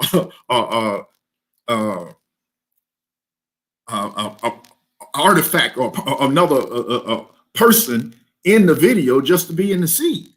You know, because what we're showing right now is just one. And sometimes that's cool, that's cool, but it's a dangerous precedence because we're not perpetuating or showing Black love or a couple.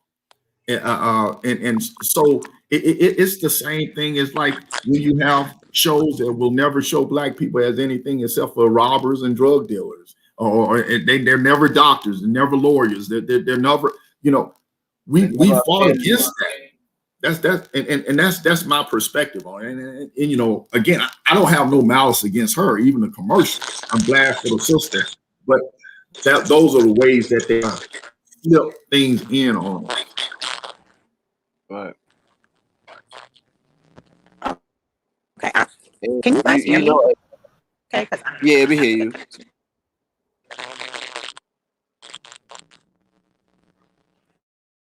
Are you guys able to hear me?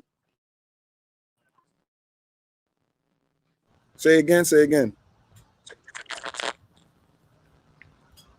Sister Sheeta, you there? Yeah.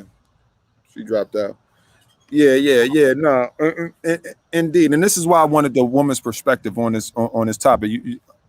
Bishop, go ahead and unmute your mic for a second. This is why I wanted to have a woman on yes, a sister on the show, because I didn't want it to seem like if we were woman bashing. But like you said, the mere fact of is very divisive. And again, because our people is destroyed and we have aphasia, not understanding words, nor do we. And that's not even. Let me finish my statement. Hold on.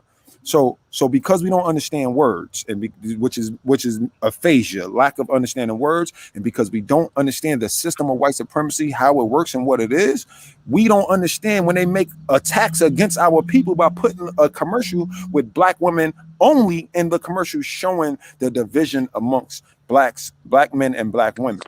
That is a serious problem of them doing this. It's not a new tactic of them dividing us, using the media or mainstream media, the propaganda wing of white supremacy, to show a division amongst our people. It's not new.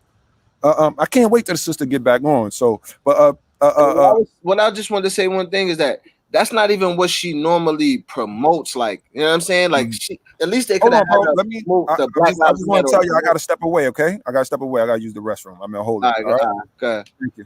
You know what I'm saying? Like, what she normally promotes is, you know what I'm saying? Not just women empowerment. Like, she promotes. So if she could have been saying that, like, victims, standing up for the victims of, you know what I'm saying, of you know what I mean? Of course, they wasn't gonna take that stance. You know what I'm saying? They wasn't gonna jump that deep with us. So it's like, but they'll have her say something divisive. You know what I mean? And like you said, it's covert, man. It's covert. And I wouldn't like necessarily go as far as because I'm sure she would never look at it from the perspective that she's being divisive.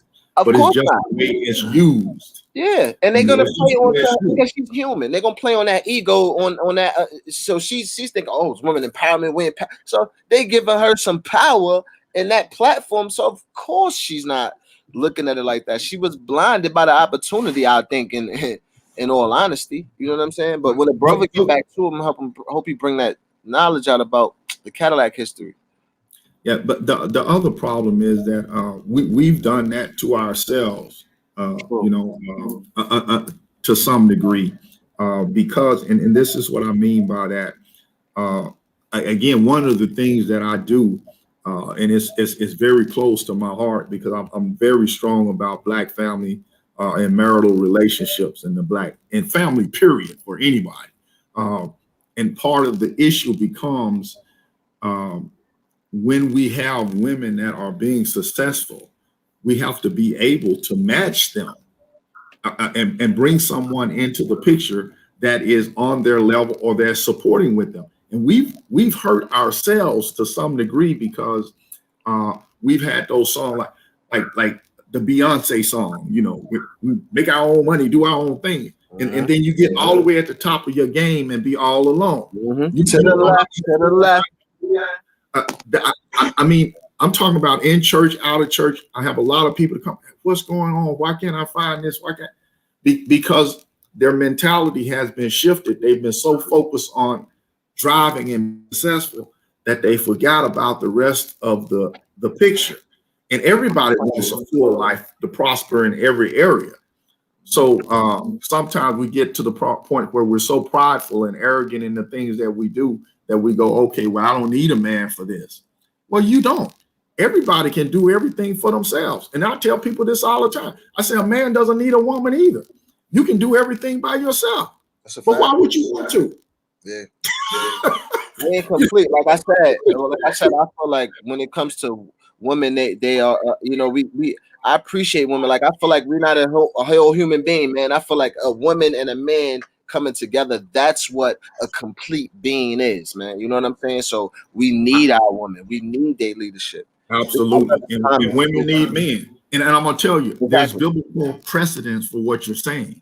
The Bible talk about once we become married, we become one flesh. Become one, man. And I don't know if you're familiar with the book, the first and second book of Adam and Eve. Yeah. Well, I have them. I'm very familiar with the Bible. It says the same thing. Yeah, like those books. It just kind of those books. It started like it's like from. Picks up from the second where Adam and Eve is casted out of the garden, and it goes all the way up until like the flood of Noah. But it just gets in so many different nuances of the relationship, even with Adam and Eve. It just makes you look at women and relationships differently. You know what I'm saying? Like it's really dope like that. But this is a dope comment that this is a dope comment. Black leadership, Amadi Jamu. Black leadership has to be conscious of corporate propaganda at this time and not get on their payroll. This is where sellout starts. And I agree with that exactly. That's a powerful comment. My question is this: what is black leadership? Show me, but tell me one name. Like that. That's Tamika Mallory and those people that's outside in the forefront. We're lacking in black leadership. We don't have it's no such thing as a black leadership. Tell me who's the leader of Chinese people? Ask Cohen Pro, they'll tell you who the black leadership. I'm listening. I'm asking a question. Somebody answer.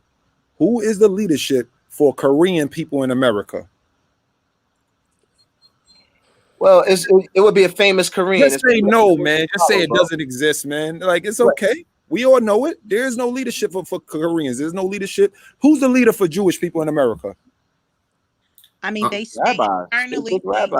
They stay internally exclusive. So those communities you're talking about, Asian and Jewish communities, they are very tight and close knit. So we wouldn't have access to that information because they keep their circle very close knit and they keep their leaders in the community amongst each other. They don't really, if you notice that it has been long established that they keep their dollar in the community, and that's how they keep their power. They keep their power by economic influence. Hold on, but that's not black people are not doing. Sister Shahida, that's not my question. My question was, who is the all right? Let's not use them. Who's the leadership in America for Arab people? We don't. I think eventually you're gonna say there is no leadership, and that's my point. There is no leaders. There's not one in black the realm leader. Of what? They're not fighting for. Right, that's what I'm saying, bro. In the realm of what? I mean, they're not getting killed by law enforcement. They're not getting done like now. So what leadership do they really need? I mean, why are they bound? They come to this country and they enjoy all the benefits of this country, and socially and economically, they're doing okay. So Most people need leadership. why do they need leadership? They're not the oppressed. We're the oppressed. We need the leadership. We're the one that this country was built on the backs of our backs, our sweat, our blood. So we're the one who needs leadership. We got a sister up in here now. So, Right, why are we concerned with all the other nationalities? That's not our plight. Our plight is, how do we as a people come to build ourselves to be represented in this country as equal to everybody else that's entering this country, and they're getting the respect that we lack, and we've been here for longer than them. So let's focus on us. I don't know why we're focusing on. I got you. The reason why I asked this, the reason why I asked that is because, and Bishop, you could jump in on this, please. The reason why I asked that is because we have this thing of wanting to have a leader, wanting to be like, as the scriptures, right? I don't know if you mess with the Bible or not, Sister Sheeta, but I sure do. Okay, so we had, as Israelites, we had God as our king, right? And then they the Israelites at the time said, "Yo, we want to have kings like the heathens."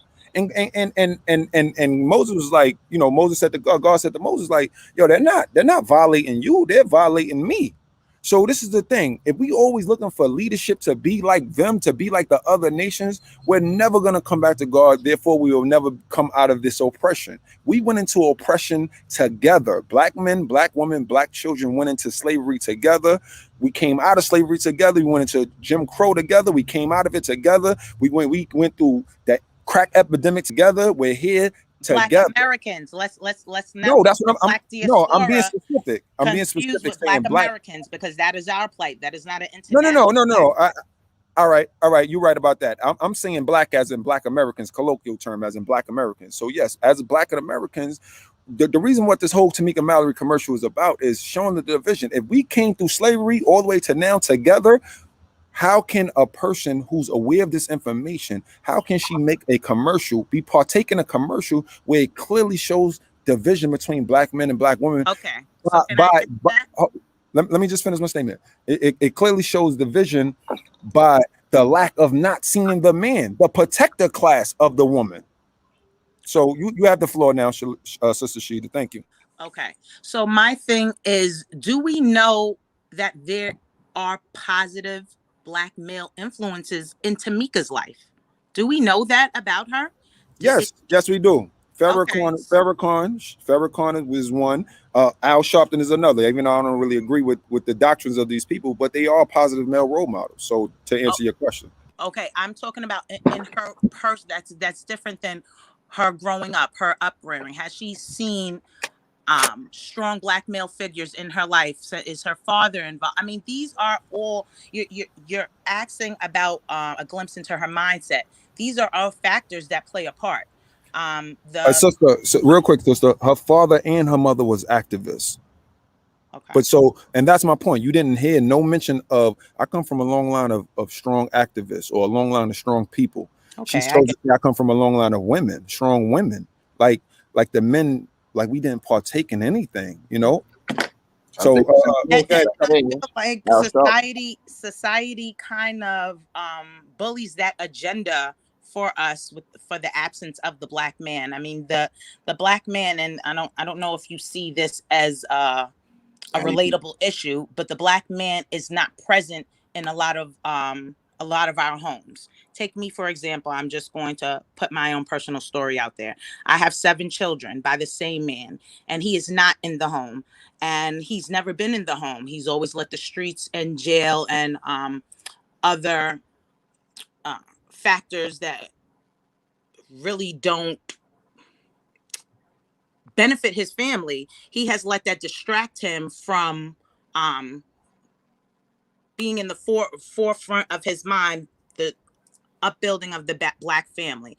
And I see that in a lot of Black males. So instead of putting the burden on Tamika to make the Black male to be a positive figure, how about we work internally to do that? Because right now, Black males as a whole, honestly, I don't see them as positive male figures. Yeah, you have Al Sharpton. Yeah, you have, I don't know who else you said was with Minister Farrakhan, but these people are, you only see them when somebody is getting killed. Where do you see them on everyday Black women struggles in single parent homes? Where do you see them addressing these issues? Because these are the issues that we really need to tackle from the bottom. These are the root causes of everything that you're talking about. This is just collateral consequences of that social pattern. And what do you have to say about that? But my sister, that comes from what we observe and what we see. You said it best yourself when you say you don't see it. However, it's out there. My brother here got a family. I got a family. I raised my children in my home with me. My father was there till he passed. I have a lot of brothers. All of them have been home with them. I know so many brothers that have been home with their kids. Now we have some tragedy. But again, what we're trying to do is perpetuate the image of a Black family. And you said it best yourself when you say you don't see it. That's what it's not that we don't exist. I'm here right now. We exist. And that's our point. As well. I'm here as well. Our point. We want people to see that Black men are present, doing things, living at home, taking care of their kids, raising their kids, and providing. You make a good point. Right. I agree. You know what I'm saying? And we don't see it. You know why you don't see it? Because Cadillac won't show that. Cadillac ain't showing that. That's why you didn't see it. But you've seen Black women stand up by yourself. You've seen that plenty times. So we know that, and I salute that, because Black women should stand up, and sometimes the men ain't strong enough, they can't stand. So sometimes we need our sisters to stand up. All right. We need our sisters to stand up, but we need our sisters to stand up with us. Don't stand up against us. We need men. Stand up with us. Let everybody see that. Let the world see us together, what we doing. Because the same thing, I'm there taking care of my kids. I grew up in a 2-parent home. My father took care of me. He was there the whole time. But we don't see stuff like that, because when you turn on the TV and see the commercials and see the news and all that, they don't talk about that. And that's because and we need to definitely talk about that. I don't know what came first, the horse or the buggy. You know, that's a question of what came first, the horse or the buggy. But the reality of the matter is the majority of Black homes with children in it are fatherless homes, and that's in statistics. I have looked it up many times, and it's very heartbreaking. So let's do something to change the narrative. I do understand. Hey, Terry, hold on real quick. Let's go to statistics. Thank you. Yes, let's do that. Let me share this, please. Because I've went to different resources, and I just keep seeing the same, 70-80% of single parent homes are Black single parent homes. Okay, let's look at it. Let's look at our article real quick. I just pulled this up. And it's with white people too. It's an ongoing trend, mind you. Right. But also coming from fatherless homes as well. So let's not get it twisted. Okay, let me delve into this information real quick. This is the website newsweek.com. So I don't know if Newsweek is the best, source, but nevertheless, let's just take a look. It says they're dragging out. This is the title of the joint is Josh Levs. All right. He says they're dragging out the absent Black father myth again. Can we give it a rest? Let's just jump down real quick. It says when it comes to Black dads specifically, most in fact live with their children. A CDC study found that about 2.5 million Black fathers were living with their children, and about 1.7 million were officially living apart from them. So just and again, we could go into deeper research on the topic, but just using this on statistics, because we need to really have and make sure that we have correct statistics. I don't know if this is correct or not. I mean, no, we would never know if we would never know, but the Census Bureau is a good start. Would you Is agree? this from the U.S. Census Bureau? I didn't catch that. It says the CDC. Let me just continue reading a little bit real quick. It says counting by the number of children rather than the number of fathers presents a different picture. The Census Bureau reports that slightly more than half of a black child live in homes headed by one parent, which is usually but not always the mother. This is explained in part by co-residential fathers having more children. It's also true that black children are more likely than others to be born out of wedlock, but neither of these things make children fatherless. So millions of kids live with fathers half the time or at least part of the time through joint custody agreements, but children generally have one legal address, which is partially important for purposes of determining school districts. Most often the legal address is the mother. This is a major reason that the fatherlessness statistics is generally are overblown. Now, this comes from the CDC, so this is not me. I didn't write this stuff. But when I look around, I don't see them. Hold on, you say that, but you're on a podcast with three men who are. Hold on, let me finish. Hold on, let me just finish. You're sitting on a podcast with three men who all three of these men had fathers in their lives, and now we are fathers of our children, and we are in their lives in the household. So you can't just say we're not seeing it because, daggone it, everybody I know has their children. Men had their children. My boy Anthony, my boy Buck. Buck is the greatest father in the history of fathers. So, like, I can see all around my neighborhood, specifically, how dudes is in their parents' homes, how dudes is in their children's lives, and their children live in their homes. But you have the floor, sister. And I could appreciate that, and it makes my heart glad that from your lens you do see that. I have about like 1,700 Facebook friends, and if I pick out 100 women, I can almost guarantee that those women are taking care of their children by themselves. Like, I see it all the time. I don't know. Is it maybe my circle of people that I know?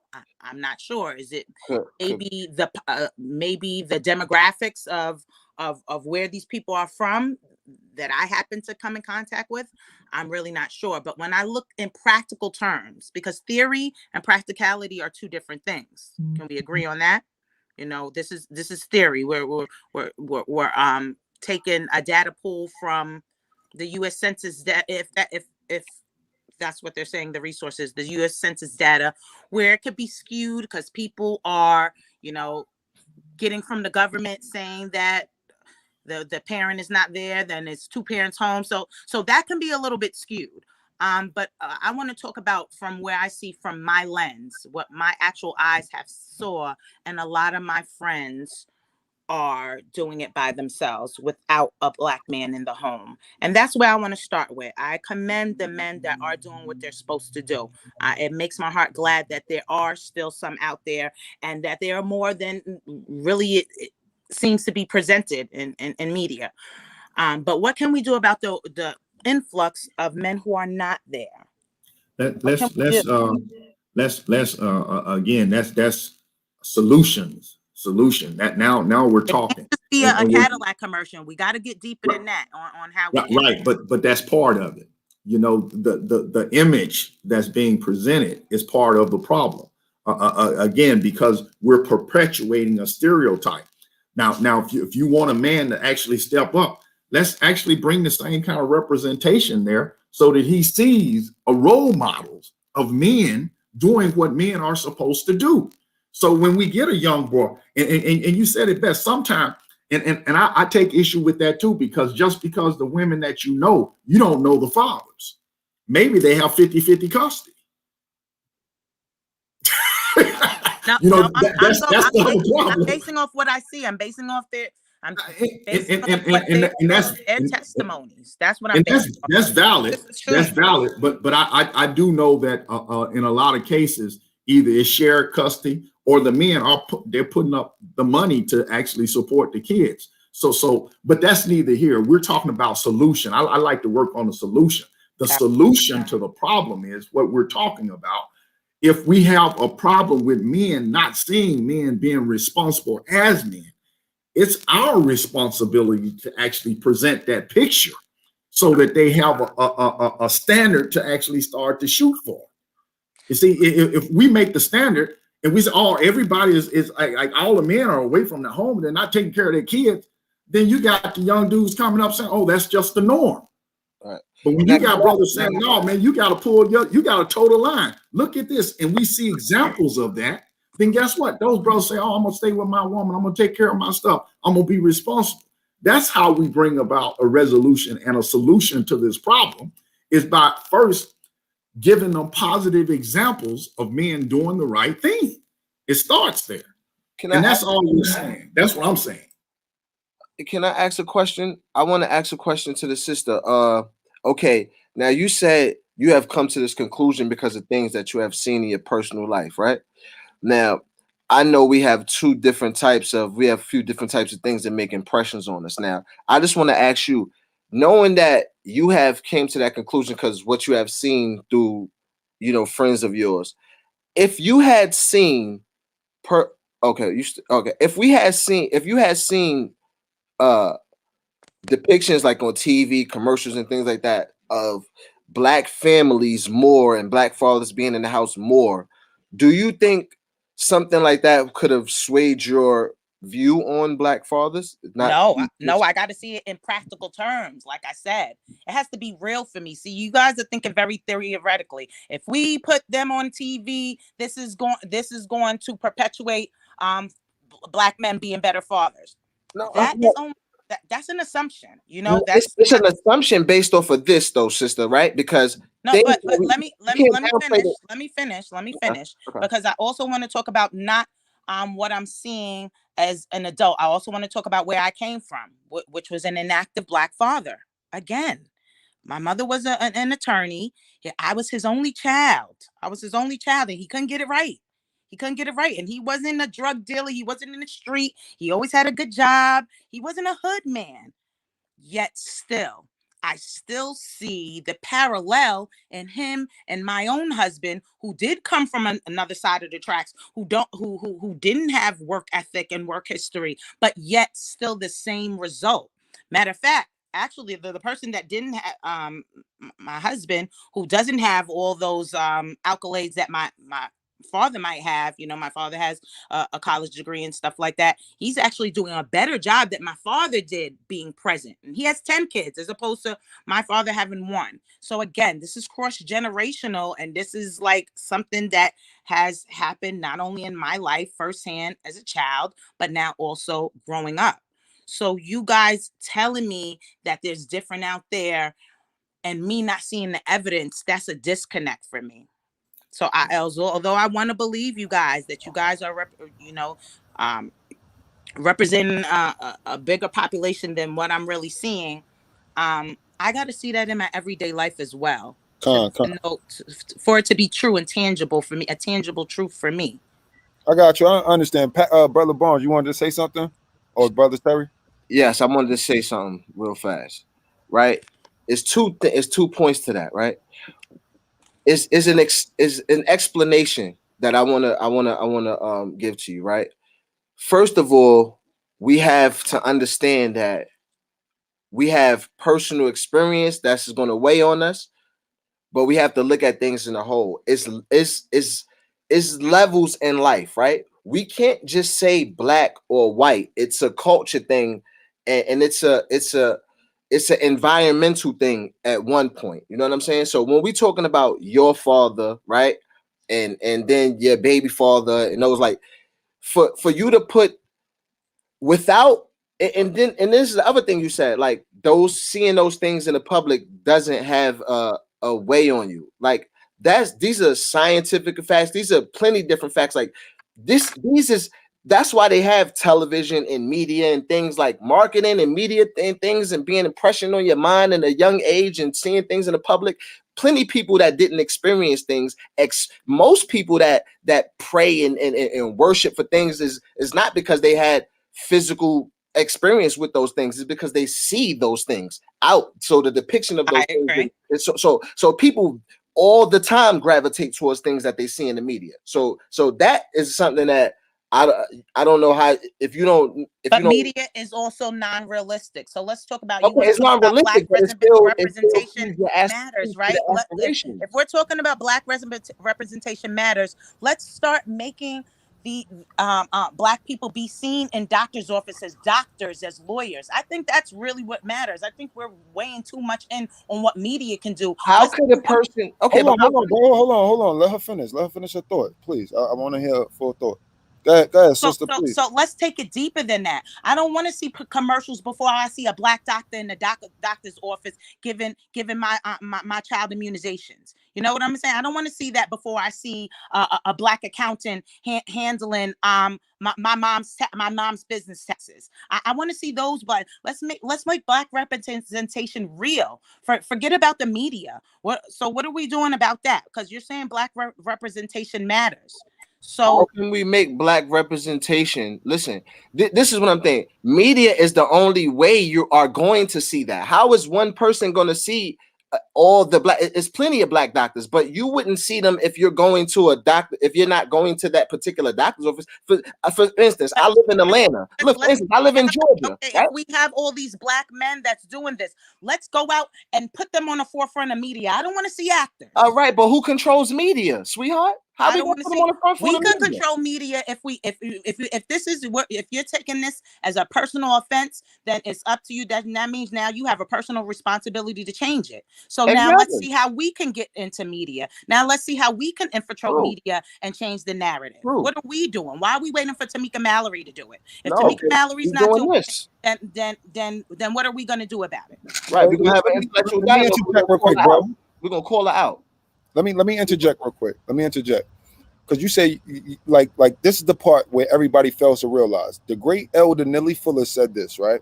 He says, if you don't know what white supremacy / racism is and how it works, then everything you think you know will only confuse you. So when we talking about media and we talking about images of positive Black male role models, doctors, lawyers, whatever the case may be, positive male role models, we talk about the propaganda wing of the propaganda arm of white supremacy is the mass media, the mainstream media. We don't control it. We don't dominate it. We are nothing but consumers of it. And if you feed a child nothing but candy, their body, their teeth is going to be destroyed. So if you feed those same negative things to that child's mind, how is that child going to grow when he becomes a father? How is his actions going to be when he becomes a father? You understand? Because media does it serves its purpose. That's what advertisement is about. Is media. You don't want to McDonald's cheeseburger till you see it. Yeah, the Roman exactly. Hold on. So can we get back to the solution? I get what you guys are saying. I've already said it multiple times that I understand. But where's the solution coming into this issue that you guys are taking with the lack of representation, Black positive representation in media? Where do you start? It starts with us right here. It starts with us. It starts with brothers like Tariq Nasheed. It starts with brothers like for any viewers, what can you tell them? What can we tell the people? What can we tell the public? What should our efforts be? Where should our efforts start? Wisdom. To change the narrative of this media. Wisdom. Your first thing should start and getting rid of your ignorance. Knowledge. First of all, if you want to get the knowledge, let's get specific knowledge. Let's talk scriptures. Let's talk finding out who you are and where you came from, and then you can know. How do we do that on a global level? How do we do that on a level of social justice, social organizations? That's what my organization. Hold on. Let's get some order. Please, guys. Let us all. We can sing together, but we can't talk together. So let's take our time, brother. Bishop Terry, I would love to hear your opinion on the matter, please.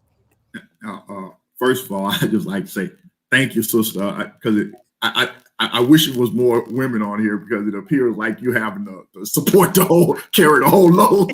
And I have no problem with doing that.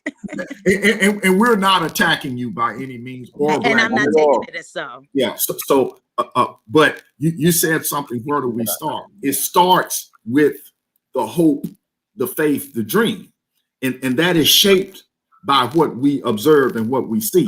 Me and my brother, we were talking yesterday about the fact that we don't see enough dentists and lawyers and things from our community, from our culture. It's not that we don't have people that is gifted to do that, but they're simply not moving in that direction or not running down those paths because we have to better advertise it. Okay.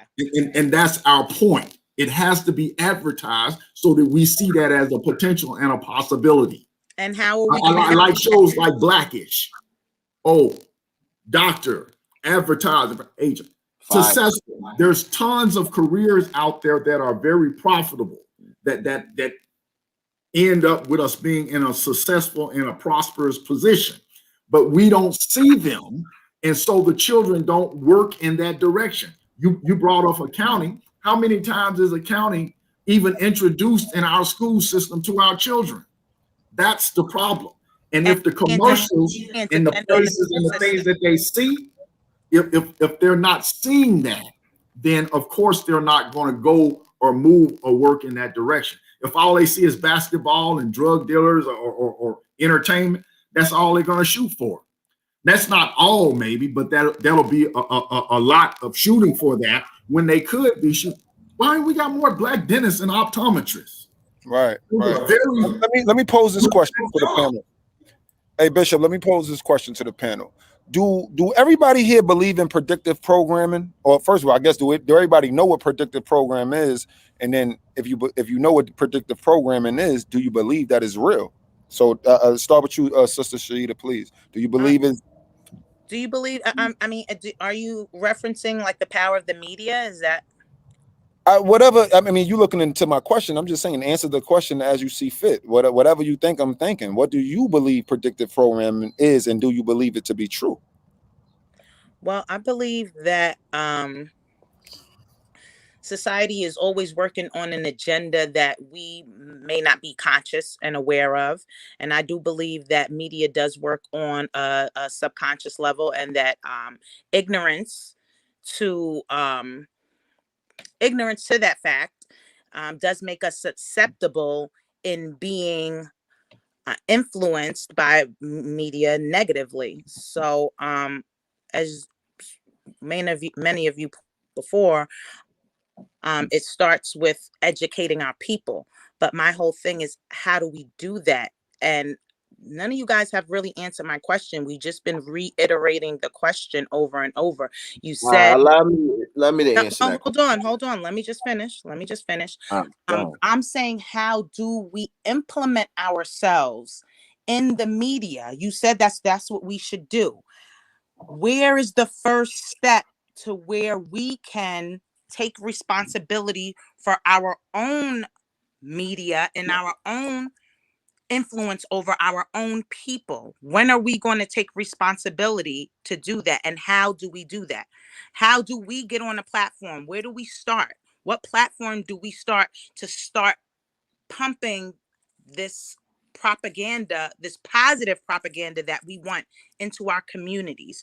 Where do we start? Do we hook up with NBC? Do we hook up with CBS? Where do we start?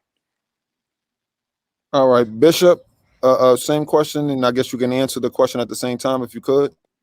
Yeah, well, I don't only believe it, I know it to be true because I do have general psychology. I was a general psychology major. I have a degree in a master's degree in general psychology. And one of the studies that were conducted, and it's several very famous studies about programming, and it's so devastating. I think we talked about this too also yesterday. The fact that we could have a 4-year-old child, and then there's a study with dolls that they had small children, I'm talking about elementary school children, and they asked them, was this the good, which was the prettier doll, or which was the better doll, a white and a black doll? And the black children chose the white doll. Yes. The reason why that occurs is because of that program. That's because that's what they're seeing predominantly in the media. And to my sister's question, the way we start is what the point we're making. I have no problem with girls' night out, but that commercial shows girls' night out rather than a wholesome family.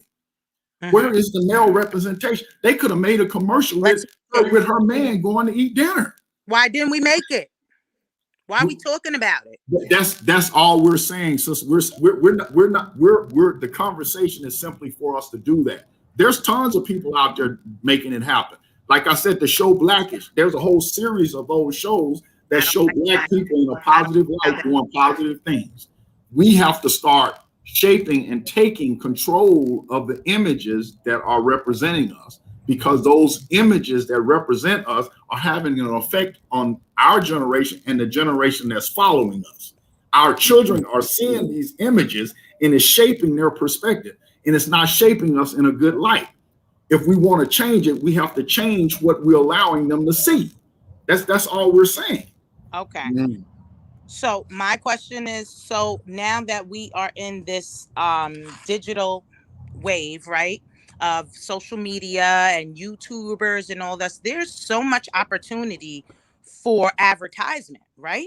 For the regular mojo to advertise, right? We see it, you get a certain amount of followers, and then now you start sponsoring ads. So can we start directing our efforts towards that as one of the things that we could start doing? I concur with your point over and over again. No matter how many different ways you make it, I concur.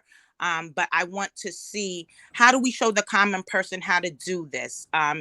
For the next segment, maybe we can do some research on how do we get into YouTube advertisements. They're all over the place. They're always interjecting in my YouTube videos, but I don't see Black people. Honestly, I don't see Black people in that. So, can we get together and do a global effort on researching how we can change that narrative and get ourselves into those spaces and get the representation that we are saying matters so much? Yeah, I like that. And again, solutions is what we're talking about. And as you were talking, I said, wow, that really does make sense. We could actually just get people we know that are in different occupations that people don't really know about. We could actually introduce them and have them just have a few comments or say what they do, how they got into it, and how has that helped them to move or advance in life. That would be a very good thing for us to do. You would be perfect for that. My mom, I have a mom that's a Black attorney. She's been an attorney for over 40 years, people like that. I have a nonprofit organization called Enlightened Pathways, and that's what I do. What I do is I am a professional development coach. That's what I like to call it. And I help people aspire to entrepreneurship. I help people aspire to learning trades, learning degree programs. I help people aspire to that. But at the same time, I have an agenda, and my agenda is to my clients that come to me, my Black and brown clients, to be able to open their desires, their aspirations, their goals to higher education that they may have not seen themselves being a part of, or maybe it's not realistic to them, and that's what I do. And I could, I would need a whole segment to go into how I do that, but we definitely need those type of programs that I'm not seeing. We need to channel these children from the ages to 9 up until at least 25, 30 to people who can show them there are things out there, that ways that you can broaden your horizon, and these are the realistic channels to get there. Right. Let me say this real quick. For those who don't know, I want to get back to this predictive programming for a second. For those who don't know about predictive programming, this is a terminology that you should look up. You should investigate this and study it and understand. Bishop Terry spoke on how, with the white dog versus the black dog using Black children. So this is not a new thing, a new concept when we're talking about predictive program. So now let me bring it a little bit closer. I'm born in 1981. In 81, I remember watching the Honeymooners. You never saw the Honeymooners' bedroom, and then as the time progressed, they started being more lax with showing bedrooms, showing kissing scenes, showing sex scenes. So what you got now, you got a damn blown out, all out orgy on TV shows, right? Even to the point where they started pushing the homosexual agenda. Yes. Now based on media and the homosexual agenda, it would have you believe that 5%, that 99% of the people, the population, is homosexual. But in all actuality, 0.5% of the population is homosexual. That's not even 1%. 0.5. That's a 0.5% are homosexuals, and I'm talking like countrywide, nationwide. So if they're pushing this false image of or this false agenda of homosexuality, we have to remember that white supremacy is a religion. It is an ideology. But one of the main things of white supremacy is to always oppress the so-called black man, woman, and child. And genocide is not just killing somebody. Jail is genocide. Homosexuality is genocide.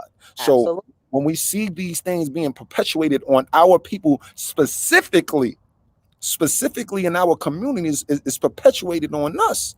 This is predictive programming. Now you got rappers and athletes wearing dresses. I seen the baby with a diaper on the other day. So we seen our men, our positive male role models with dresses on. How does that perpetuate the image of masculinity to a little 3-year-old, 4-year-old boy? You know what I'm saying? It does not. It will have him thinking that it's okay for a little boy to wear a dress. And now they pushing that in schools. So when we talk about predictive programming, this is why we got to understand this and speak against predictive programming. But Pastor Terry, Bishop Terry, if you got anything you want to add, Sister Shaida, please, you guys have the floor.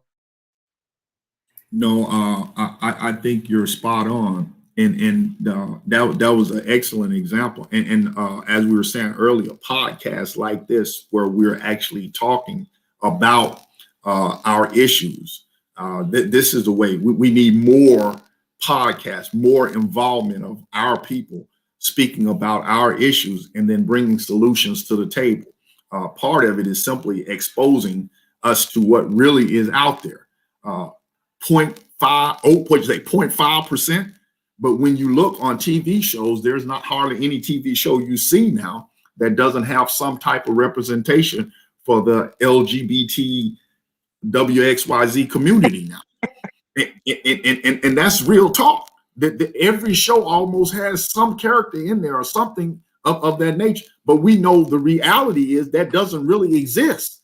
I mean, it exists. And I have nothing and no issue against them. But that percentage is not accurate in terms of the reality of the population, but that's what's being perpetuated. I did a sociology study, and it shook me to my core. And the thing that hurt me and shook me was the fact that the Black populace, even though we have prospered in a lot of areas, when I'm talking about the overall population percentage of Black people in this country, it has not changed since slavery. That should be terrifying to us. How is that possible? The way it's possible is because incarceration rates, separating the Black family, actually making a lot of homeless situations. Or how about this? Killing off our children, abortion clinics in our communities. All of these things are, it's not publicized genocide, but it's still genocide. And it's a way of controlling our population so that we don't get to vote or we don't get to see, or it's a way of oppressing us so that we don't have a right or a speech in terms of representation. It's happening. And the numbers don't lie. When you look at numbers, they don't lie. This can't be, but man, it's right.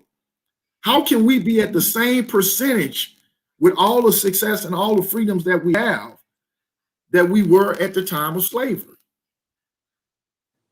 Again,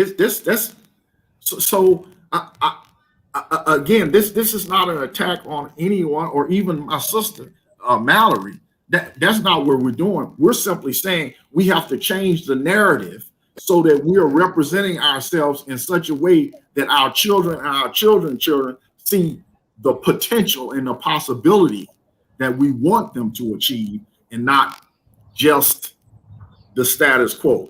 I want Black people and Black love to grow and prosper, not just us continue to do the things that we're doing. That's That's my perspective. And I'm in about Black love and the Black family structure, and my perceived what's perceived in the Black community that's working against that. And I see a lot of our culture and rap culture is always about how many bitches we have, and you know, and how bad we treat them, and how do we go out and support this music and this culture and make it a part of actual Black culture, but then turn around and say, we want you to stay, you know, we don't want you to make babies all over the place. We want you to stay in the household. We want you to stay with who you procreated with.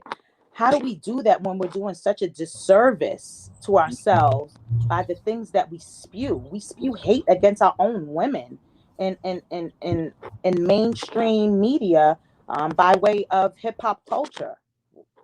I think that's a big problem. You talk about programming. You cannot talk about rap, because I'm raising young kids. I'm raising young kids, and I have saw in these last 3 or 4 years what this rap has done to them. I've even banned it. You know, what's the guy with the Skittles hair? Whatever his name is, the Snitch. I banned him when I started first hearing his music. Like, where do we take responsibility in Black culture? Where do we start taking responsibility to represent ourselves in a way that's respectable? I'm sorry, forgive me. Excuse me. Go ahead. No, I'm done. Okay. So when we talking about responsibility, okay, cool. I do believe that it comes a point where we have to take self-responsibility of things, and we have to build up our people. But how can I preach unity to you? How can I preach, you know, wives, submit to your husbands in all things? How can I push that on you when you already have a westernized mentality, a westernized viewpoint? So when I tell you, as the scriptures say, wives, submit yourselves to your husband in all things, right? Most women ain't going to do that. Most women, they forget that part of the Bible. And then when we talk about the men, right? Men, love your wives as you love your own flesh. For no man has yet hated his own flesh, right? So me being a man, I love my flesh. I cherish it. I wash it. I take care of it. I nurture it. I feed it, right? I cleanse it. I do everything to it to make sure that this flesh is always protected and safe, right? So now, that's how I'm supposed to love my wife. That's how the brothers are supposed to love their wives, and so forth and so forth. But how can we teach that when our ideology of just dealing with the scriptures, being rooted in something, if we're going to root ourselves in the scriptures, then let's be rooted all the way. Let's stop half-stepping it. Let's stop looking at things and saying, oh, I don't agree with that part of the Bible. I'm a woman. I'm a grown-ass woman. I ain't submitting myself to no man. You know what I'm saying? And then men, yo, even though the scriptures say when a man gets a wife, he gets a good thing. like we totally forget these things, and it's based on ultimately white supremacy. Because what has white supremacy always taught us? To hate your woman. Never trust a person that looks like you. So we got to deal with the obvious, which is white supremacy. We got to deal with that, understand it, learn how to destroy it, learn how to combat it, and then we can get our people right. Because I'm going to argue all day about white supremacy if your viewpoints, not you in particular, but you in general, if a person's viewpoints is white supremacist talking points. I got to argue with you. There would never be unity with a black person who think like Jesse Lee Peterson, who thinks like a white or who thinks like a white supremacist. We're never going to have unity. So it starts there, being rooted in something as a collective. But go ahead. I'm going to say this too, because this kind of goes back to an earlier part of our the conversation that we were starting earlier, an earlier segment. This is where I feel like it's not tithes and offering. This is where I feel like the church has failed us in terms of actually addressing these issues, speaking life into men and developing men to be men, because women don't want to follow someone who's leading them in a ditch. Thank you. That's what it comes down to. And it comes down to men being responsible enough to raise up other men and hold them accountable so that they do represent what God said a man is supposed to be. If I'm going to give my life for my wife the way Christ gave his life for the church, that's the rest of Ephesians chapter 5 you were quoting, then once a woman sees that I'm willing to do that, guess what? She has no problem falling in line and following, because she understands and knows and trusts that I have her best interest at heart. And not but it starts with us actually teaching and raising up men to be men. I've had pastors, I've talked to senior pastors, and I'm like, man, get out the car and open your wife's door. You're supposed to cover and protect her. What are you doing, bro? That's the stuff where we have to hold each other accountable. That's iron sharpening iron. That's right. And so that's where it really starts. That's where it begins. I get what other people have done to us. There's a systematic racism that has existed in this country since we've been here. You know, no sense Willie Lynch. You know, it's been occurring for a long time. But we have control in order to take this thing back and change our narrative. We can do that. We got strong black men. I'm looking at two right now that are representing black men and what it means to be a man well. We simply have to actually perpetuate that particular stereotype. Cut off this rap crap. And I wish my son would wear a dress. And he grown. He's 30-some years old. He still better not wear no dress. But it comes down to us holding each other accountable, and then us changing the narrative and representing godly values and positions. And once we start doing that and we start covering and taking care of our women, then guess what? They'll respond. My wife has no problem submitting to me because she knows that my life goes before hers. That's right. No question. Hey, let me bring this out real quick. So this is why I brought up this whole this is why we chose to bring up this topic of Tamika Mallory, all right, with the Cadillac video.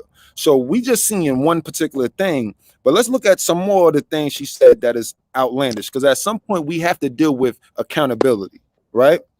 So let me just play this video real quick, just give you a little bit of context. This is talking about she's being interviewed about Kamala Harris, the incumbent at the time.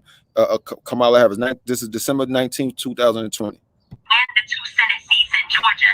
Now, this is a moment when we're going to see something different happen, especially if we win the 2 Senate seats in Georgia. Now, I will say that when you think about the issue of Kamala Harris and what she will or will not be able to accomplish, you're going to have to start talking about sexism, which I would argue is almost worse than, maybe worse than, racism in this country. Did you guys hear that? Bishop, did you hear that? Yeah, it wasn't that clear to me because I didn't catch all the points she was trying to make. I didn't catch the okay, point. let me play it again. Let me play it again. Hold on. Problem than racism. Let me play it again. Especially if we win the 2 Senate, most dangerous and detrimental intricacies of the issues that Black folks are dealing with across the nation. And so, you know, I don't put my faith in any one white man, especially a white man that's over 70 years old. We know, unfortunately, Vice President Biden has invested and been a part of some of the most dangerous and detrimental things that have happened to Black people in this country. But I do believe that we can all grow, we can all evolve, and I hope this is a moment where we're going to see something different happen, especially if we win the 2 Senate seats in Georgia. Now, I will say that when you think about the issue of Kamala Harris and what she will or will not be able to accomplish, you're going to have to start talking about sexism, which I would argue is almost worse than, maybe worse than, racism in this country. There you have it. Did you guys get that? Shahida, did you get that? I heard it. So this is why I brought this up. I've been a follower of Tamika Mallory for a little minute. She went on The View and they tried to get her to denounce Farrakhan, even though Farrakhan has never hurt anybody, not one time ever. There's no stories of Farrakhan hurting anyone. So they try to get this sister to denounce him. That's when I became aware of her. And needless to say, she didn't do it. But then she doubles back with this. Sexism, I will argue, is worse than racism. How? Because I don't know any Black woman during slavery time all the way to now that gets raped by anybody who got raped because she was a woman. She got raped because she was black first. So, and that's clear. So they're making a statement like sexism is worse than racism. That is, now I gotta question your agenda. Now I gotta question your motives when you make a statement like that. Because let's be clear about this: feminism is white supremacy by another name. The black man has never oppressed the black woman. We was oppressed together, so we never oppressed our women. Feminism is white women arguing the point that they don't have the same rights as their white counterparts. That has nothing to do with us. So when Tamika Mallory, who is a known feminist, makes a statement like this, she's only perpetuating white supremacy, and then she doubles back with the commercial, which shows a gender divide, again, perpetuating white supremacy again. And this woman is well more educated than I am, so she should know this much. And with that, Shahid, I'm gonna give you the floor. Go ahead, you got it. Well, first of all, I don't agree with her, but I also don't agree that any man could chime in and weigh in on our struggles. Whether it's really in relation to black struggles or whether it's in relation to other white women's struggles. I mean, you would have to be in our shoes to really make that point. But I choose, my personal decision is not to fight for my feminism until my black people have gotten on an even playing field. That's just, the how I choose to prioritize my issues. Everybody is different. I can't condemn her. I don't know what she has experienced in her life that makes her feel that way. And I would agree with my sister in the fact that I don't know what she's been through. But what I can say is that, and again, I wouldn't presume to speak on any issue in terms of women's right. That's just not my place. But what I will speak to is statistics in terms of our community. When you're talking about our culture and our community, the black woman has had much greater success than the black man. I will tell you that. And statistically, in terms of Fortune 500 company CEOs,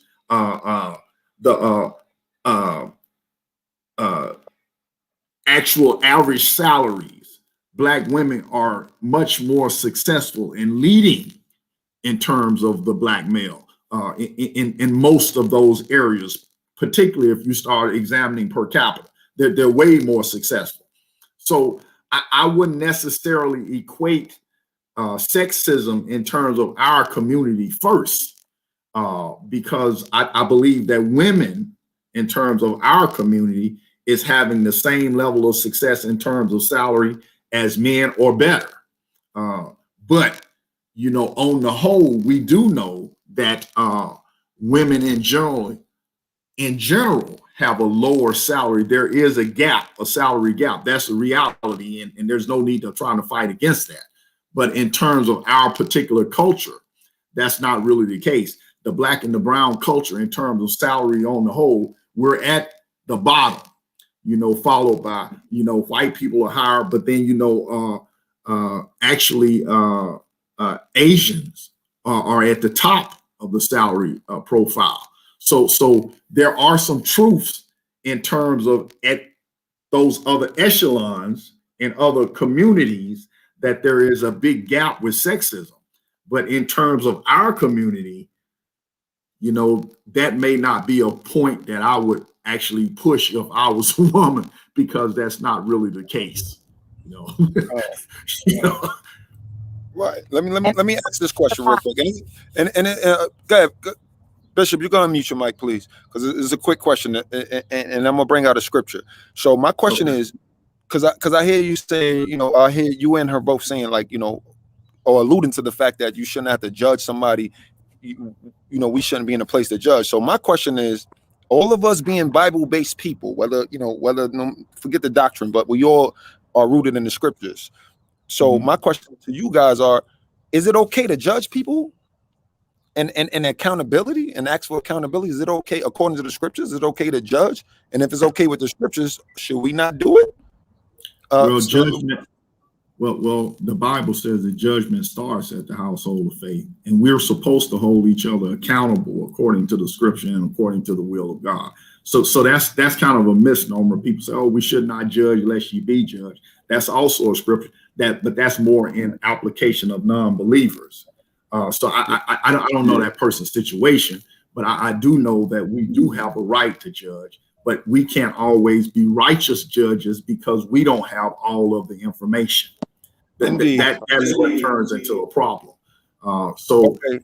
In terms of when I say what I was saying is that I'm not a woman, I have not experienced the things that she goes through or that a woman has went through. So I don't know whether or not she's faced situations where she should have got paid a higher salary but didn't. I can't speak to that because I didn't sit in that position. So I cannot judge that. I would be an unrighteous judge if I tried to judge something that I don't understand or I have not experienced. Khan, I understand. How about you, Sister Shahida? Do you feel like we can judge people or we should not based on scripture? Based on scripture, it says rebuke in love. And I go above and beyond to do that. I check my spirit every time I'm in judgment of somebody, and to really weigh the fact if you're judging correctly is it something that is bothering you, that's unsettling with your spirit, or is it something that's going to be self-defeating to them? And if it's something that I take root, I take issue with because of my own ideologies, to me, I'm not coming from a good place. I have to be coming from the best interest of that person in order to judge them. And if I'm not coming from the best interest of that person, I'm just going off of self-serving agenda. That's how I know whether I'm judging correctly. So people do need to be judged to the point where how can you correct them and tell them a better way? If you don't have an alternative plan to them, or you don't understand their plight enough to offer or an alternative plan, then I think that you may be misstepping your boundaries. Okay, beautiful. So let me bring out this scripture. Let me show it real quick because I don't want people to think that, the Bible say prove all things. So let's prove it real quick. Because I'm sitting here in the judgment seat of Tamika Mallory, let's just say, right? And this whole topic is based on the fact that I chose to bring it out. So let's talk about it real quick. So this is 1 Corinthians chapter 6. It says, "Did any of you," can you guys hear me clearly? Yes, I can. Okay, thank you. Okay, let me pull it back up. So it says, "Did any of you having a matter against another?" So I have a matter against Tamika Mallory right now with those commercials and those statements she made. So it says, "Did any of you having a matter against another? Go to the law before the unjust and not before the saints." All right. So go to the law, go to the book of the law, where in the Old Testament, what is deemed as the Old Testament. Do you not know? Do ye not know that the saints shall judge the world? If the world shall be judged by you, are you unworthy to judge the smallest matters? Do ye not that we shall judge angels? Excuse me, let me read that again. Know ye not that we shall judge angels? How much more the things that pertain to life? You guys with me? All right, hold on, let me fix my screen. I want to take that down. Where is hello? Yes, I hear you. Yeah. No, I was just making my I moved my screen around a little bit. My fault. So my whole point of bringing this out is, if we are to judge the angels, how much more the things that pertains to the smaller matters to this life. So this is a small matter that a sister does a commercial which perpetuates a gender divide, or she makes a statement like sexism is worse than racism. Like those things right there. We have to draw a line in the sand and say, no, we're not doing that. We're not going to stand for this. We're not going to tolerate this behavior. I don't care who it comes from, because let's be clear, I'm the leader of my family. That's it. I'm not the leader of your family. Terry, Bishop Terry, I'm not the leader of your family. You know what I'm saying? So I can only stand as a leader in mine. So there is no black leadership, but the code is the leadership. The code states no communication with black people unless it's about productivity, number one. And then number two is stand behind your work. So when she makes a statement such as sexism is worse than racism at times in this country, I say stand behind your work. Stand on that, because I'm saying that is malarkey, that is BS, and sexism can never be worse than racism, ever. Because we're in the predicament, not because I'm a man or because the sister's a woman, but because we are black and nothing else. So with that, I'll pass the floor to Shahida and then to you, Bishop Terry. So to speak on the lack of black leadership, I've looked at this issue. Hold on. Before you do that, can you respond to the scripture that I just brought out about us judging angels? So therefore, we should be able to judge the smallest matters. And then you can go on to your statement, please. I feel like when interpreting the Bible, the Holy Spirit has to be involved. It cannot just be taken from an emotional standpoint. There's certain things that make us biased in how we feel as far as implementing emotionalism into it. And so I feel that when we are talking about anything about exegesis of scriptures, that we really need to make sure that we are letting the Holy Spirit lead us and wash of purify us of any biases that might come up in the judgment of people. I stand behind what I said, that the context of that scripture does not make me not implement, not require the implementation of love, of compassion, of understanding. So anytime that I judge somebody, before I judge, I get nosy. You know what I mean? Now I want to know, because before I make the mistake of I would say unjustly judging somebody, I am going to make sure that I have all the facts, and I'm not going to put my foot into my mouth, because that person can then come and give context to their opinion that would make me seem uninformed. So that's what I have to say about that. Let me speak to that. I am a student of the word. I consider myself to be a theologian, and the problem is with the particular scripture you selected, the context you have to be very careful with, because that particular context inside of 1 Corinthians, there, chapter 6, the context is how dare you go to a court of law before coming to God's people in terms of judgment, or the church. That's the context. So this is saying you should not allow lawsuits. This is talking about lawsuits amongst believers. Suing each other is what the context, the proper context of this scripture. So when we're talking about judgment here, we're talking about someone who's been wronged in an issue in terms of a legal connotation, not in terms of a morality issue. So that's the first thing. And then it says, bring the dispute to the brethren, or bring the dispute to the church or the people of God before you go to the outside community, like in terms of legal systems. So don't sue a believer when you are a believer. First, go to the church and bring your grievances one to another and before the church and work those things out.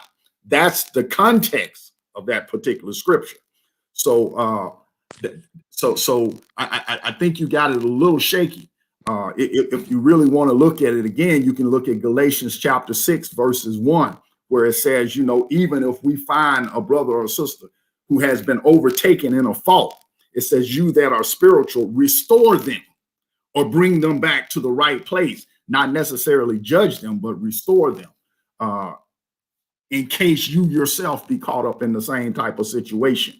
So it's not a matter of us being able to judge. This particular set and passage of scripture is talking about let's make sure we bring this between and before God's people before we sue each other in a court of law. And in terms of angels being judged, the context of that is that angels don't have a choice. They followed after Satan and were cast down. But we are only creation that God has that can worship God in spirit and truth. And because of our situation, which God placed us in, us being a part of Yeshua, being a part of the body of Christ, we will be a part of the righteous judge when that time and season comes. So let's we got to keep the context in the context. I hear what you're saying, but the whole point is this, right? The whole point is this: when we're talking about the smaller matters, right? It don't make a difference what it is. You can say the context of law. The law is not about suing anybody. The law is the law. The law, it said go to the law first. The law is in the Old Testament. So whether you stole something, we know you got to give 20% of whatever you got to give an extra 20% to whatever you stole. If you stole if you stole a bull, 5 bulls, you got to give an extra one. That's 20%. So something so simple, or 4 and give 1 extra. That's 20%. So ultimately, it doesn't matter. But the point is about, can we judge each other? And that's and judgment. I'm using the word judgment and accountability. I'm not talking about stoning somebody to death. I'm just using it as accountability. Now, and see that's the term that I like for you to use. That changes the perspective, because when you say accountable, we are supposed to hold each other accountable. But when you say judge has the addition of actually judgment or sentencing. You see, we don't have the right to execute a judgment or execute a sentence. Only the righteous judge has that ability. But we should hold each other accountable, and it should start with the household of faith. That is absolutely true. I definitely agree. And again, we using biblical terms such as judgment, but again, like you said, we're talking about the whole point is about this conversation is about accountability. Can she stand accountable for her statements? Because I'm going to stand behind like I said, the code says stand behind your work. So no matter what I say I love my people, and that's it. I stand behind that. I don't care who it is. I'm going to stand behind that to the day I die. End of story, nothing to talk about. So if a woman says sexism is worse than racism at times in this country, you got to stand behind that. You know what I'm saying? And then when you double down on it and come with a commercial perpetuating a division between black men and black women, even though you don't say it, you imply it by the mere fact that the images you showing. Hit the like button, y'all. Say again, brother.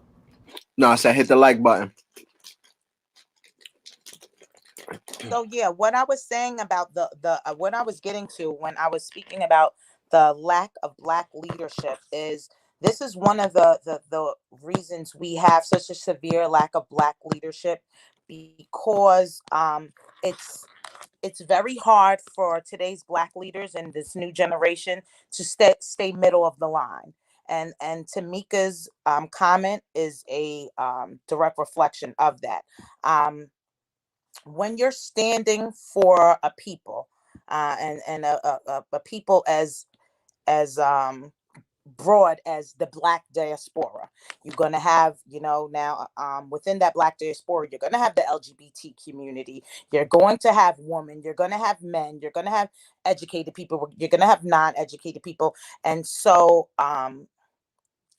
to be a black leader today, you have to make sure that you do not put your foot into your mouth to where you are going to be held as biased. And that to me is what Tamika has done, and that is going to further divide her agenda. Her agenda is supposed to be to help the black community with our progression.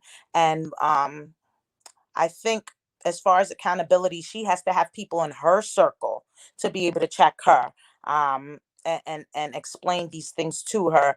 And we don't have that. We have black leaders who kind of want to be on their own accord. They don't want to take, once they get their name and to be big and to be more influential, just like I see with young pastors, they don't go back to the older and wiser generation and draw from them. I see a lot of these Black leaders coming on, and they don't have the entourage that say uh, who, um, who is the guy I'm talking about? Who was the Black leader that I was just talking about? I'm having a brain freeze here, guys. Help me out. Can you guys hear me? Yeah, you didn't mention the name. Or at least I didn't hear you. You talking about with the Tamika? The Black leader we're talking about. I'm having a brain freeze. Tamika Mallory. Oh, Tamika Mallory.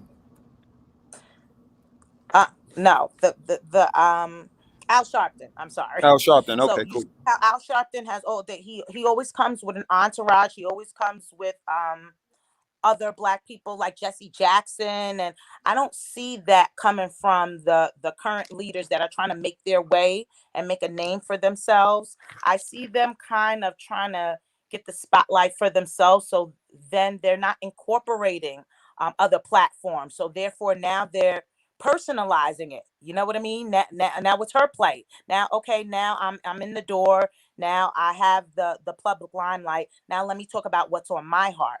And that can't be. It has to be a global effort. She has to be representative of a global community. And that's what I see that is lacking in our generation, period. We're not able to stay on this one track. We have to kind of personalize things. And when you get deeper and deeper into social issues, and when you try to tackle things specifically to your plight and your path, then that's when you start losing momentum. And that's what I see Tamika Mallory is doing here. All right. Hold on. Let Bishop give his closing statements, please. Because I was about to say, let's get some closing statements. We almost at 3 hours. We're gonna get it.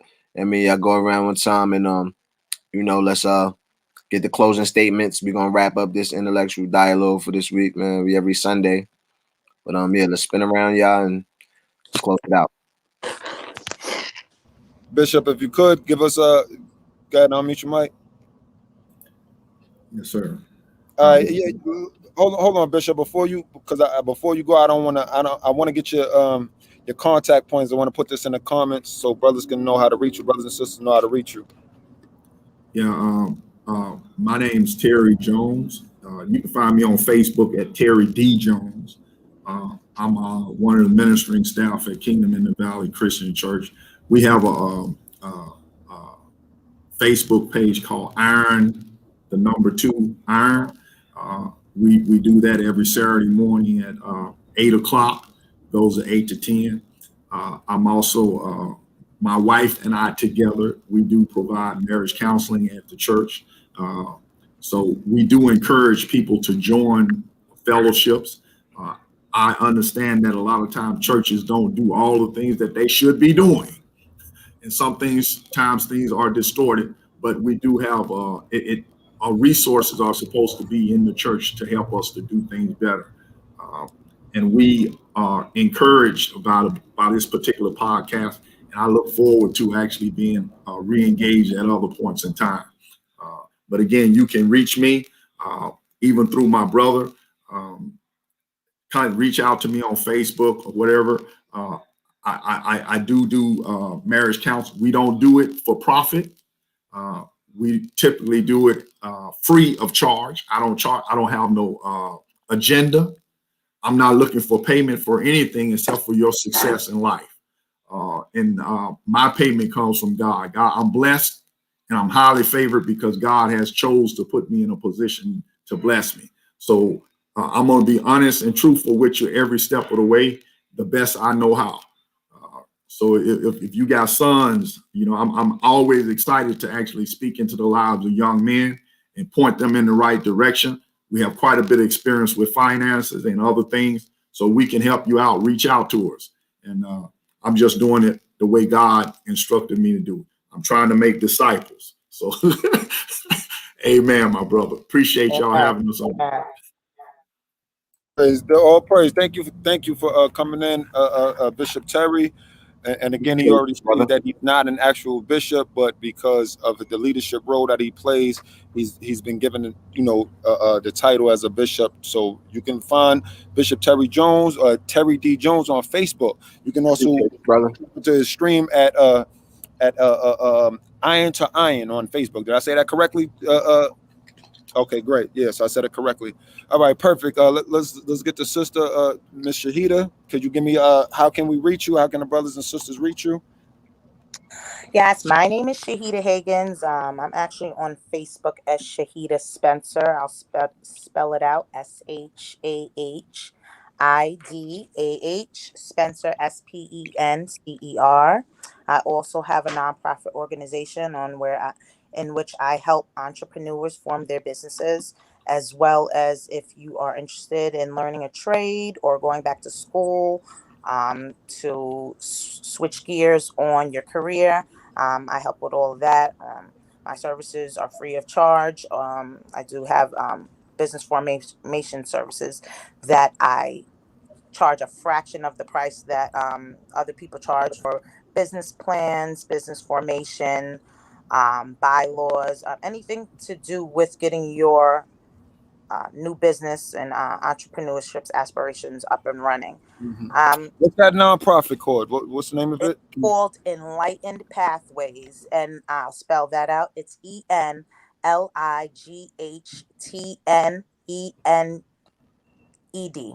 Pathways. PATHWAYS.